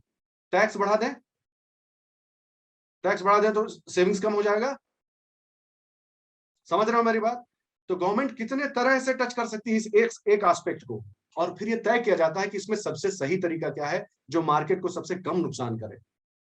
समझे? तो जो टैक्स वगैरह के थ्रू, ध्यान से सुने मेरी बात, टैक्स वगैरह के थ्रू जब इकोनॉमी में मनी के सप्लाई को, डिमांड और सप्लाई वगैरह को कंट्रोल किया जाता है तो कहते हैं कि फिस्कल पॉलिसी है ये। और जब आरबीआई के थ्रू किया जाता है कि डायरेक्ट मनी पे ही हमला कर दो, उसे मॉनिटरी पॉलिसी मेजर्स कहते हैं। बहुत आसान है सब, अगर हमारे नजर से देखो तो। That's all. ठीक? अगर उस तरह की policy, long term policy, tax policy, इस तरह से आप करिए कंट्रोल, तो फिजिकल पॉलिसी मेजर्स हो गए वो।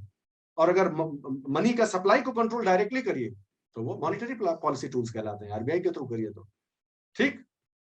अब हम आपको बहुत एग्जांपल्स एक्चुअली हम दे सकते हैं, बहुत सारे एग्जांपल्स में दे सकते हैं कि कैसे मनी सप्लाई को गवर्नमेंट जो है कंट्रोल करती है, कैसे नई स्कीम्स आ जाती हैं बजट में, और उसका अल्टीमेट इफेक्ट कुछ और ही होता है। अल्टीमेट इफेक्ट कहीं और होता है कि अल्टीमेट इफेक्ट जो उसका ये होगा कि आप जो है किसी और लालच में आ जाएंगे। फॉर एग्जाम्पल किसी समय ऐसा कर दिया जाए कि आप जो, हम लोग इंडिविजुअल हाउस होल्ड है ना, हम लोग मान लो सैलरीड एम्प्लॉई है, हम लोग सैलरीड एम्प्लॉय के लिए जो जो वो होती है, छूट होती है कि फलाने फलाने बॉन्ड में अगर आप इन्वेस्ट करेंगे गवर्नमेंट बॉन्ड में तो आपको टैक्स की माफी मिलेगी। ठीक है? गवर्नमेंट बॉन्ड में इन्वेस्ट करेंगे तो उतना आपको डिडक्शन, डिडक्शन बोलते हैं इसको, जानते हो, सुने होंगे कि रिटर्न में फाइल करिए और उसमें डिडक्शन मिलेगा।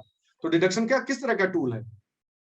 अगर बॉन्ड में करवा रही है गवर्नमेंट तो गवर्नमेंट ने पैसा हाउस होल्ड सेक्टर से सीधे किसके पास ले लिया? ये गेम समझिए।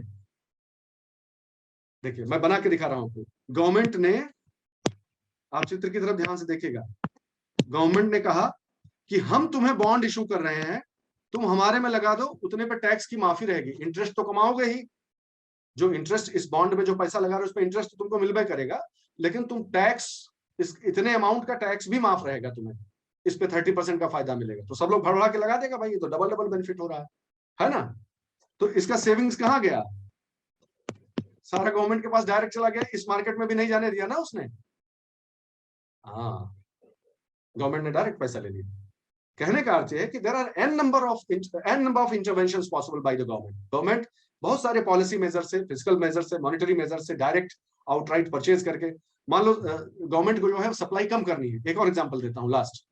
गवर्नमेंट को मार्केट में मनी सप्लाई कम करनी है और वो ना आरबीआई के ऊपर जोर डालना चाह रहा है, ठीक है, इस तरह बैंकों के ऊपर ना जोर डालना चाह रहा है, ना हाउस होल्ड सेक्टर के ऊपर जोर डालना चाह रहा है। तो वो क्या करेगा, अपनी जितनी भी सिक्योरिटीज, गवर्नमेंट की जो सिक्योरिटीज है, ठीक है, वो सिक्योरिटीज को वो ऑफर कर देगा कि लीजिए आप खरीदिए। बैंक को बोलेगा कि खरीदना पड़ेगा, खरीदो इसको। तो सारा पैसा सक कर लेगी गवर्नमेंट। जब जरूरत पड़ेगी उल्टा, तो वो सिक्योरिटीज को जो है वो वापस खरीद लेगी अच्छे दाम पे, कि हम आपको इंटरेस्ट का ज्यादा दे देते हैं, आप बेच दीजिए। तो फटाफट लोग बेच देगा, ठीक है, सब जो अपना अपना अपना सिक्योरिटीज बेच देगा, पैसा वापस मार्केट में पहुंच जाएगा। आउटराइट परचेज, यानी डायरेक्ट गवर्नमेंट जो है मार्केट में एक प्लेयर के तौर पे उतर आई है, पॉलिसी नहीं, सीधे प्लेयर की तरह से खरीद बेच कर रही है। तो there are so many measures possible. Do you now understand the entire thing? That there will be a production sector, there will be a consumption sector, there will be two markets. One will be the market for products, the second will be the market for inputs, and then there will be two more things. One is the state, and the other is financial system. The state exercises its influence selectively, only when necessary. That is why our economy is a free market economy also, and at the same time, it is a socialist economy also. And that's why we call it a mixed economy. इतना चीज समझ गए? यहां तक सबको clear हो गया? तो बस रहने देते हैं आज के लिए, इतना ही, गड़बड़ा जाएगा नहीं, बहुत ज्यादा नहीं होना चाहिए। अब इस पे आप लोग विचार कीजिएगा, इस पे सोचिए, बहुत सारे क्वेश्चंस इस पे बनाइए। आप बताइए कि हाँ सर ये इसकी ये प्रॉब्लम्स हैं, सोशलिस्ट वाले टाइप का ये प्रॉब्लम्स होता है। आप थ्योरी तो आप कहीं भी पढ़ सकते हैं, मैं वो भी पढ़ाऊंगा आगे, लेकिन आप थोड़ा थोड़ा होमवर्क करिए कि हाँ सर एनसीईआरटी में लिखा है सोशलिस्ट वाले में प्रॉब्लम हुआ, जो है यूएसएसआर जो है उसका डिसइंटीग्रेशन हुआ था, उसमें ये दिक्कत आई थी, फिर भी चाइना क्यों सफल हुआ, या चाइना किन पॉइंट्स पे सोशलिस्ट है, किन पे नहीं है। बहुत लोगों को लगता है कि अरे चाइना भी तो है सोशलिस्ट और कम्युनिस्ट है और वो भी तो चल रहा है, लेकिन जिन पॉइंट्स पे हम बात कर रहे हैं उस पर कम्युनिस्ट नहीं है, उसमें बहुत हद तक फ्री मार्केट इकोनॉमी वहां पर काम करती है। यही सब चीजें हैं जो आपको, आप थोड़ा करंट, अपने आप को करंट से अपडेट करिए। आप फटाक से न्यूज जैसे ही देखिए, कल सवेरे अगर न्यूज आती है कि जो है statutory liquidity reverse repo rate और रिवर्स रेपो रेट को ऐसा कर दिया, तो ये क्यों कर दिया, इसमें से कौन सा वो एरो है, इनमें से कौन सा एरो है जिसको अफेक्ट करती है वो चीज, वो न्यूज, ये अब आपको मालूम हो जाना चाहिए। ये जो आपने देखे 1 2 3 4 5 6 सेक्टर मैंने आपको बताया, production, consumption, market for input, market for output, government, financial market. आपको देखना यह है कि जो न्यूज हम पढ़ रहे हैं ये किन दोनों के बीच का इंटरेक्शन है और उसका किस तीसरे पर प्रभाव पड़ता है।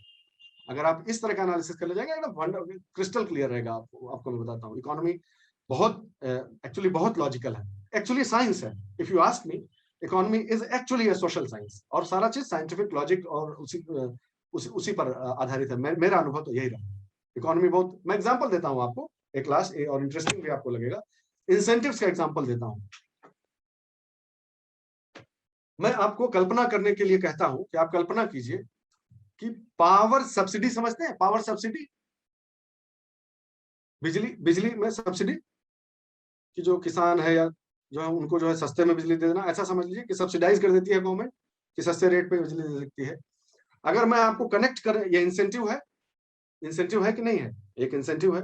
इस इंसेंटिव का इकोनॉमी पर क्या प्रभाव पड़ेगा? चलो बताओ।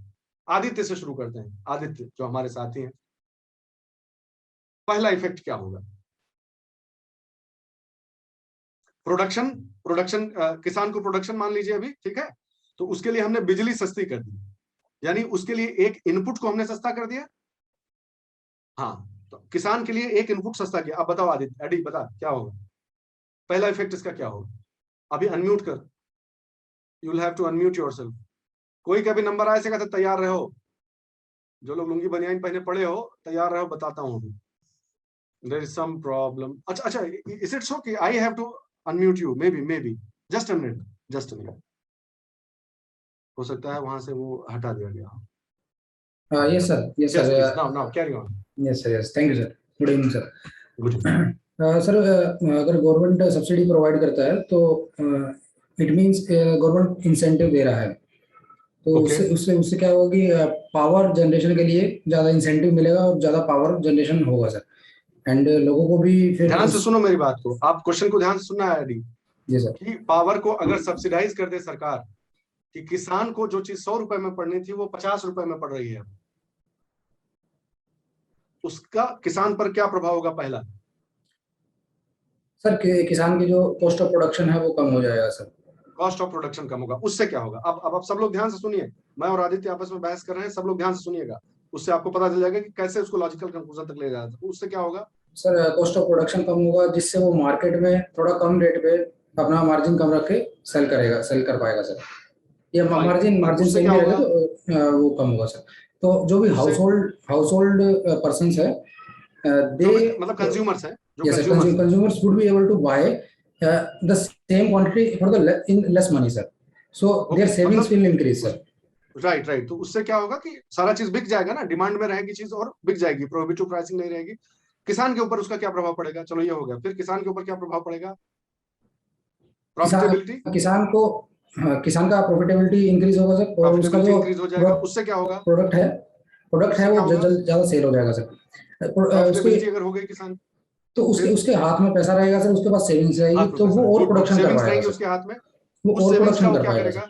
कितने तरह से यूज कर सकता है उस सेविंग्स को सर? या तो वो उसको और प्रोडक्शन में एक्सपेंड करने में काम ले अपना, जो भी किसान का करता है सर, या फिर वो अपने डेवलपमेंट के लिए, अपने हाउस होल्ड के डेवलपमेंट के लिए खर्चा करे सर, या फिर वो सेविंग्स करे, या फिर वो इन्वेस्ट करे सर। बिल्कुल ठीक है, बिल्कुल ठीक बात है। अगर उसके पास प्रॉफिटेबिलिटी ज्यादा है तो सेविंग्स हुई तो उससे क्या होगा? या तो कंजम्पशन एक्सपेंडिचर कर डाले, या इन्वेस्टमेंट एक्सपेंडिचर करे। इन्वेस्टमेंट कहाँ करे? या तो फिर से खेती में, या तो फिर किसी और चीज में, ठीक है, या फिर अपने ऊपर कंजम्पशन करेगा तो एजुकेशन या हेल्थ पे करेगा। यहां तक आके रुक गए। अब मैं आपको चैलेंज दे रहा हूं ये कि पावर सब्सिडी से ऐसा हो सकता है कि किसी इलाके की बच्चियां जो हैं वो पढ़ाई ना कर पाए। ये कनेक्ट करो अब सब लोग, इकोनॉमी अगर करना है। सर एक बार रिपीट कीजिए ना question. Power, the good effects of power subsidy we have already discussed. I mean, very briefly, I mean, very summarily. I am asking कि मैं आपको सिचुएशन दे रहा हूं और आप कनेक्ट कीजिए डॉट्स को। The ill effect of power subsidy can be that the girls of a particular area or region they may never see schools. Sir इसका जो कॉज हो सकता है, ये हो सकता है सर, जो गवर्नमेंट को एजुकेशन में जो स्पेंड करना था money, that government is spending in subsidy of power, sir. So ठीक है, एक लिंक ये हुआ, ठीक, that may be one link, sir. ठीक, फाइन, एक लिंक ये हुआ। मैं एग्जांपल देता हूं तुम्हें। पावर सब्सिडी अगर ज्यादा होगी तो किसान, the farmers will be encouraged to exploit this particular resource as much as they want. Right sir, agreed. बिजली हमारी आपकी फ्री कर दी जाए तो टेंडेंसी रहती है कि क्या फर्क पड़ता है, यूज करो जितना यूज करना है, तो एक्सप्लॉइटेटिव टेंडेंसी बढ़ जाएगी, ओवर एक्सप्लॉइटेशन होगा। बिजली का ओवर एक्सप्लॉइटेशन किसमें होता है, अब ये भी तो बता दो। बिजली यूज कहाँ होती है? ट्यूबवेल में सर। ट्यूबवेल में, ट्यूबवेल में यूज होगा। ट्यूबवेल में यूज होगा तो क्या होगा, सारा का सारा ग्राउंड वाटर डिप्लीट होगा सर, खींच लेंगे। ग्राउंड वाटर खींच लेंगे तो क्या होगा, राजस्थान में पहले से ही पानी कम है। Right sir. अगर ग्राउंड वाटर वहां से जो सोर्स है वो भी चला गया तो फिर पानी भरकर कहाँ से लाना पड़ेगा? Far away from their villages और देयर होम टाउन। और अगर ऐसा हुआ तो इस तरह की न्यूज आपको बहुत देखने को मिल जाएंगे, फटाफट फटाफट। राइट सर, कि देयर बेसिक नेसेसिटी फुलफिल नहीं हो पाई ना सर, तो दे विल दिक्कत एंगेज दूसरी है। देमसेल्फ। अभी यहाँ पर भी नहीं रुकना है, दिक्कत दूसरी है कि जी। पानी कम है तो क्या हुआ, वो तो कोई भी लेने जा सकता है ना। लेकिन दिक्कत यही है कि वहां उस पर्टिकुलर रीजन में रिस्पॉन्सिबिलिटी किसकी है? ये ऑब्वियसली सर, वुमेन्स की कोई पैट्रियार्कल सोसाइटी है sir. Exactly, now you are getting it. ठीक है, फिर इस तरह के आपको समाचार सुनने को, जब इस तरह का समाचार सुनने में आवे तो कितने लोगों के दिमाग में आएगा कि इसका पावर सब्सिडी से भी कोई लेना देना हो सकता है। बस मैं चाहता हूं कि वो विजन आपको पैदा हो। मैं ये नहीं कह रहा हूं कि ये न्यूज उसी की वजह से छपी है, but I want you to understand कि ये आइडिया आपको होना चाहिए, कोरिलेट करने का आपको लॉजिक पैदा हो जाना चाहिए कि आज घटना जो हमारे सामने हो रही है उसका पता नहीं क्या रीजन हो और उसका पता नहीं क्या परिणाम निकले। एक उदाहरण और देता हूं, सीट बेल्ट के नियम अगर सख्त कर दिए जाएं तो, और ये बताएंगे, अपने मयंक से पूछता हूँ। चलो मैं मयंक को पहले मैं अनम्यूट कैसे करें देख लेता हूँ। नहीं सॉरी मुझसे गलती हुई, अब तुम करना फिर से मयंक। हाँ, मैं सवाल पूछता हूँ मयंक। मेरा सवाल यह है कि सीट बेल्ट के नियम अगर सख्ती से लागू किए जाए तो एक्सीडेंटल डेथ बढ़ेगी कि कम होगी? कम होगी। इंसेंटिव्स है, ठीक है, एक्चुअली एग्जैक्टली ये भी एक तरह का इंसेंटिव या डिसइंसेंटिव है। अच्छा, ये ध्यान रखिएगा, इंसेंटिव इंक्लूड्स डिसइंसेंटिव। कहने का मतलब ये है कि चाहे भय हो चाहे लालच हो, दोनों ही निर्णय बदल देते हैं। अब देखो कैसे होता है, इतना आसान नहीं है। जब सीट बेल्ट के नियमों में सख्ती होती है तो लोग सीट बेल्ट लगाना शुरू करते हैं, ठीक बात है। जो सीट बेल्ट लगाना ड्राइवर शुरू करते हैं तो वो कॉन्फिडेंस उनको आता है। जब उनको कॉन्फिडेंस रहता है तो वो गाड़ी तेज चलाते हैं। जब गाड़ी तेज चलाते हैं तो एक्सीडेंट ज्यादा होते हैं, लेकिन ड्राइवर नहीं ज्यादा मरते हैं, पेडेस्ट्रियन मरते हैं ज्यादा। Can you believe it? ये होता एक्चुअल स्टडी है, this is an actual study. इस तरह की चीजें आपको अब इस प्रकार से आपको अपना लॉजिकल जो माइंड है ऐसे दौड़ाना पड़ेगा। समझे मेरी बात? तो इंसेंटिव्स कैसे काम करते हैं, इसीलिए लॉन्ग टर्म उसका क्या इफेक्ट होगा वी नेवर नो।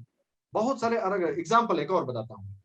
अफ्रीका में बोत्सवाना ना, शायद, हाँ बोत्सवाना और एक और कंट्री में, तो आप जानते ही अफ्रीका में हाथियों का दांत के लिए जो है बहुत ज्यादा उनका जो है उनकी हत्या और मैसेकर जो हुआ करता था। एक पर्टिकुलर कंट्री ने क्या किया कि नियम तो ठीक से एनफोर्स कर नहीं पा रहे थे, इतना नियम कानून होने के बाद भी मार रहे थे लोग हाथी, और हाथी का दांत बेच रहे थे। तो उन्होंने क्या किया, एक अजीब नियम लेके आए, वो इसे इंसेंटिव कह लीजिए या जो भी कह लीजिए। उन्होंने क्या किया, उन्होंने, सरकार ने कहा कि ठीक है आप हाथी को मार सकते हैं और उसका दांत बेच सकते हैं, लेकिन तब, और आपसे कोई कुछ नहीं कहेगा, लेकिन तब जब वो आपकी प्रॉपर्टी पर हो और आपका नुकसान कर रहा हो, आपकी प्रॉपर्टी हो तब। अब इसका क्या इफेक्ट होगा? हाथी कोई ऐसा मजाक चीज तो है नहीं कि हाँक के ले आऊंगा मैं अपनी प्रॉपर्टी पर, उसे मार दूंगा, ऐसा तो हो नहीं सकता। इसका इफेक्ट क्या हुआ होगा? इमेजिन, हाथियों का मरना बढ़ा होगा कि रुका होगा? अगर ये कह दिया जाए कि तुम्हारे प्रॉपर्टी पे हो तो मारो, कोई टेंशन नहीं है, ये सक्सेस स्टोरी है बहुत बड़ी। हाथियों का जो संहार है वो कम हो गया। कैसे कम हो गया? कि लोग अब हाथी को उसके दांत के लिए तब तक नहीं मारेंगे जब तक वो प्रॉपर्टी पे नहीं होगा। What is the probability of that elephant coming to this property? सैकड़ों हजारों घर हैं, लाखों, वन इन 1000, और वो मेक श्योर करेंगे कि ये पड़ोसी साला कहीं नहीं मार ले जाए। तो जो अगर उसके प्रॉपर्टी पे हाथी आया हुआ है तो उसे भगा देंगे कि अभी मार के कहीं दांत ना बेच ले जाए, हाथी जिंदा रहे ताकि जब मेरे प्रॉपर्टी पे आए तब मैं मारूंगा। इस प्रकार से उसका कंजर्वेशन बढ़ गया उनका, और आज हाथी फिर से जो उनकी संख्या बढ़ने लगी। That's how beautifully economy works. जरूरत है कि हम लोग सारे जो नियम है थ्योरी के, उनके प्रैक्टिकल एस्पेक्ट्स और एप्लीकेशंस को अच्छे से समझ सकें। बहुत सारी केस स्टडीज हैं वैसे तो, उसमें तो बहुत सारे एग्जांपल्स मैं आपको दे सकता हूं, और आगे आगे जब हम पढ़ेंगे तो मैं आपको बताऊंगा भी। सोवियत जियोलॉजिस्ट का एक एग्जांपल और दे देता हूं लास्ट, और फिर हम जो है बाकी चीज आगे पढ़ेंगे। सोवियत यूनियन में क्या हुआ दोस्तों, सोवियत जियोलॉजिस्ट समझ ही रहे हैं, भूगर्भ विज्ञानी लोग जो है ना, तो ऑयल एक्सप्लोरेशन के लिए उनको भेजा जाता था कि आप जाइए और ऑयल एक्सप्लोर करिए। मैं बना के आपको बताता हूँ कि वो ऑयल फील्ड में गए। मान लीजिए ये जो है, ये एक जो है जमीन का टुकड़ा है जिसमें एक्सप्लोरेशन करना है, ठीक। अब वो गए, उनके साथ मशीन वाले गए, ड्रिलिंग जो ड्रिल करते हैं वो मशीन वाले गए, 6 महीना साल भर काम किए, 6 महीना 8 महीना काम किए, ठीक। और पता चला कि तेल जो है, तेल मिलता है 80 मीटर की गहराई पे, मान लीजिए एग्जाम्पल है सिर्फ ये, 80 मीटर अगर खोद दिया जाए नीचे तो तेल मिल जाएगा। लेकिन ये लोग क्या किया, जब 6 महीने बाद इनके काम का इंस्पेक्शन किया गया तो पता चला कि जो जितने भी है वेल इन्होंने खोदे तो बहुत सारे हैं, तमाम जो गड्ढे खोद डाले हैं, खूब सारे, लेकिन सब 30 मीटर 40 मीटर, 30 मीटर 40 मीटर, बस इतना ही कह रहे हैं, उसके आगे जा ही नहीं रहा जहां तेल मिलना है। तो बस ये क्यों हो रहा है भाई, ये क्यों हो रहा है जिनको। तो बोला कि कहीं ना कहीं कुछ दिक्कत है, पूरे लाइन को चेक करो, इनके दिमाग में ये छोड़ छोड़ के भाग क्यों जा रहे हैं, एक पूरा हुआ नहीं दूसरे पे कूद जा रहे हैं। कौन सा इंसेंटिव या डिसइंसेंटिव है जो ये काम करने को इनको मजबूर कर रहा है। तो पता चला कि इनका जो पेमेंट है वो मीटर के हिसाब से होता है कि कितने मीटर आपने खोदा हुआ। तो बोला तो इसमें क्या दिक्कत है भाई, 40 मीटर ये खोद के भाग गए, 40 मीटर ये खोदा, 80 हो गया ना, तो इसी को 80 कर देते तो तेल भी मिल जाता। तो कौन सी वो चीज है जो इधर से इधर ले जा रही है इनको। तो पता चला कि जितना गहरा जाते जाइए ड्रिलिंग का स्पीड उतना स्लो होता जाता है। They want to maximise their own profit, कि हमको मीटर ज्यादा चाहिए, तो वो गहरा जाने के बजाय फिर से नए फील्ड में जाके उनका 40 मीटर पूरा कर देते हैं, जो कि आसानी से खुद सकता है। You understand my point. उनको पेमेंट मीटर के हिसाब से होता था, आउटकम के हिसाब से नहीं। तेल निकला कि नहीं निकला इस पे पेमेंट फिक्स ही नहीं किया था बेवकूफ लोगों ने। That's why this happened. ये रियल केस स्टडी है। Now you are getting my point. इस प्रकार से इंसेंटिव और डिसइंसेंटिव को कब देना है, इंसेंटिव कब देना है, किस पॉपुलेशन को, किस सेक्टर को देना है, कितना देना है, इंसेंटिव किस लेवल तक जाकर देना है, डिग्री क्या होनी चाहिए, और इंसेंटिव को कब विड्रॉ कर लेना है, और इसका क्वांटम किस बेसिस पर फिक्स किया जाए। ये सारी चीजें जो है जब आप कैलकुलेट करेंगे तब जाकर आपको उसकी इफिकेसी और उसका अल्टीमेट इंपैक्ट पता चलता है कि इस इंसेंटिव का एक्चुअली हुआ ये। इसलिए ह्यूमन बिहेवियर जो है, इकोनॉमी का जो बिहेवियर है, जो ट्रेंड्स है, वो इस तरह उस नियम का पालन करते हैं, इंसेंटिव वाले नियम का। ऐसे कितने ही एग्जांपल्स मैं आपको दे सकता हूं, बहुत सारे एग्जांपल्स हैं, but I get that you are now getting the point. तो ये चीज टैक्स हुआ, टैक्स के थ्रू, मॉनेटरी पॉलिसी के थ्रू, जो है सोशल चेंज के थ्रू, बहुत सारे अलग अलग तरीके जिसके थ्रू गवर्नमेंट स्टेट जो है वो इंटरवीन करती है और मार्केट फोर्सेस को बैलेंस करती है। तो अल्टीमेटली अब मैं सम अप कर रहा हूं सारी चीजों को, आज के लेक्चर को, और आप ध्यान से सुने, अगर कुछ छूट भी गया होगा तो आपको याद आ जाएगा। सबसे पहली चीज कि जैसे जैसे मानव समाज ने प्रगति की है, वैसे वैसे उसके आपस के निर्णय एक दूसरे को प्रभावित करना प्रारंभ हुए। सीमित संसाधनों के प्रति, जो लिमिटेड रिसोर्सेज हैं, उनके लिए क्वेस्ट शुरू हुई, उनके लिए डिमांड शुरू हुई। तो डिमांड और सप्लाई के फोर्सेस ओरिजिनेट हुए, और फिर प्राइसिंग का सिस्टम आया। धीरे धीरे लोग सर्वाइवल से ग्रोथ की तरफ बढ़े, ग्रोथ से डेवलपमेंट की तरफ बढ़े, और डेवलपमेंट से फुलफिलमेंट की तरफ अब सोसाइटी जा रही है। सवाल ये पैदा होता है, हमेशा ये पैदा होता है कि जब भी इंसान के सामने सीमित संसाधनों का प्रश्न रखा जाएगा, वो चुनाव करने के लिए बाध्य होगा।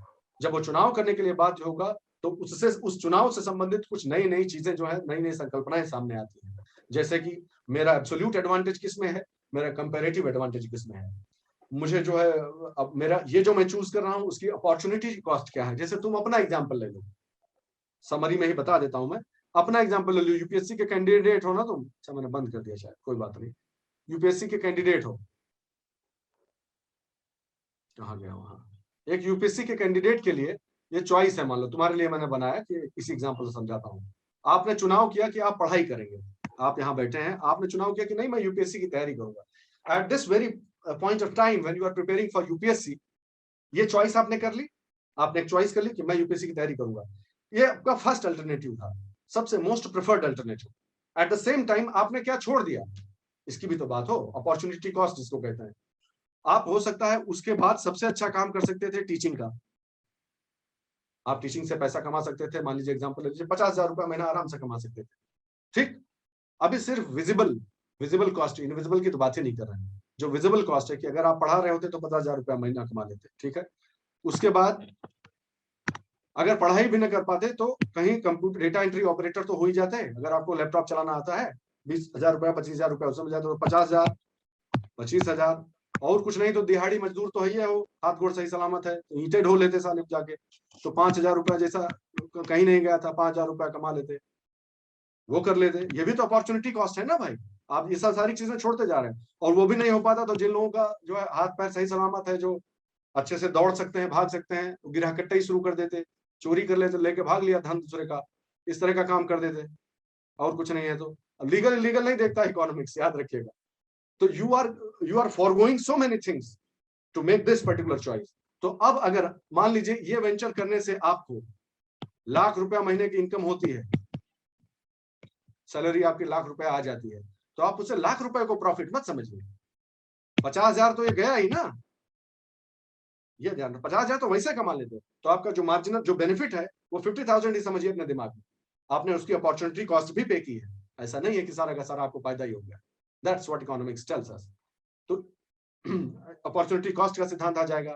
फिर आगे बढ़ेंगे, जब अकेले से दुकेले होंगे, समाज के साथ रहेंगे, तब प्रश्न आ जाएगा कि भाई हमको ये भी देखना है कि हमारा एडवांटेज किसमें, हमको सब कुछ करने की जरूरत नहीं कि खाना भी अपना उगा रहे हैं, कपड़ा भी अपना बुन रहे हैं खुद, नहीं, ये सब करने की जरूरत नहीं है।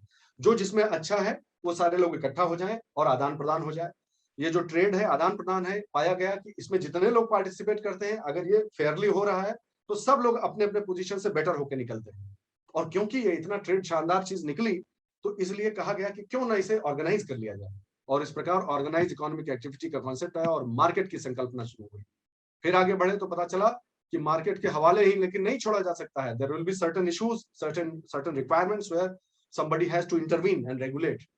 नहीं तो कुछ ऐसे गुड्स रह जाएंगे जो डिस्ट्रीब्यूट ही नहीं होंगे, कुछ ऐसे लोग रह जाएंगे जिन तक कभी संसाधन ही नहीं पहुंचेगा।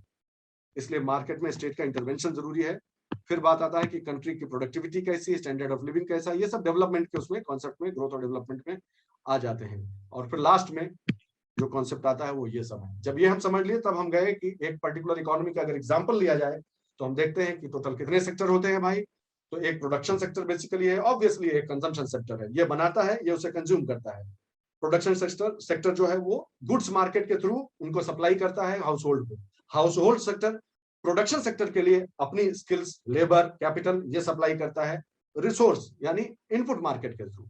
और फिर गवर्नमेंट भी है उसमें बीच में, और फाइनेंशियल सिस्टम भी है बीच में, जिनका अलग अलग रोल है और अलग अलग तरीके से गवर्नमेंट इन सभी को कंट्रोल कर सकती है। चाहे तो मुख्य रूप से दो तरह से कंट्रोल कर सकती है गवर्नमेंट, या तो फिस्कल पॉलिसी के थ्रू या मॉनिटरी पॉलिसी के थ्रू। अल्टीमेटली उसका पर्पस यह है कि इस मार्केट में डिमांड और सप्लाई के जो दो फोर्स काम कर रहे हैं इनको हम कंट्रोल कर सकें। और वो कैसे करेंगे? करेंसी के थ्रू, सेविंग्स के थ्रू, इन सब पे हमला करके जो है वो गवर्नमेंट मार्केट के डिमांड और सप्लाई को उस दिशा में ढकेलने की प्रयास करती है जिस दिशा में उसे जाना चाहिए सरकार के हिसाब से। थोड़ा से स्टीयर, इसको स्टीयरिंग कहते हैं, तो वो स्टीयर कर देती है उसको। फिर हमने ये भी देखा कि भारत के अंदर की बात, किसी इकोनॉमी के सिर्फ अंदर की बात नहीं है, ये economy rest of the world से कैसे इंटरेक्ट करती है ये भी हमने देखा कि गवर्नमेंट टू गवर्नमेंट इंटरेक्शन होता है। उसकी हम बात अभी नहीं कर रहे हैं, मेन है बात कि क्योंकि इकोनॉमीज ओपन है इसलिए वहां पर होने वाली कोई दुर्घटना यहां भी दुर्घटना बन सकती है। इसलिए सरकार को उसके लिए भी लांग बांध के तैयार रहना पड़ता है कि अगर वहां पर डॉलर का भाव ऐसा हो गया तो हमको रुपए के साथ क्या करना है, एक्सचेंज रेट को कैसे मैनेज करना है, वहां पे कोई क्राइसिस आ गई तो हमारे इंडस्ट्रीज को कैसे जो है बचाना है। चाइना अगर अपने करने पे आ गया, मान लीजिए चाइना अपने जिद पे आ जाए कि तुम्हारे यहाँ दीपावली में जो गणेश लक्ष्मी बनते हैं जो कि 50 रुपए का पेयर तुम्हारे यहाँ बिकता है, हम 20 में बना के देंगे, लेकिन तुमको बर्बाद कर देंगे इंडिया को। इंडिया जिस भगवान के सामने तुम दुहाई मांग रहे हो उसी भगवान को बेच के हम तुम्हें बर्बाद कर देंगे। तो चाइना अगर इस पर आ जाए कि वो 20 रुपीज में बनाकर भेज सकता है इंडिया में, तो इंडिया में जो लोग हमारे जो डोमेस्टिक सप्लायर्स हैं, जो डोमेस्टिक बनाने वाले प्रोडक्शन है, उनका माल बिकेगा?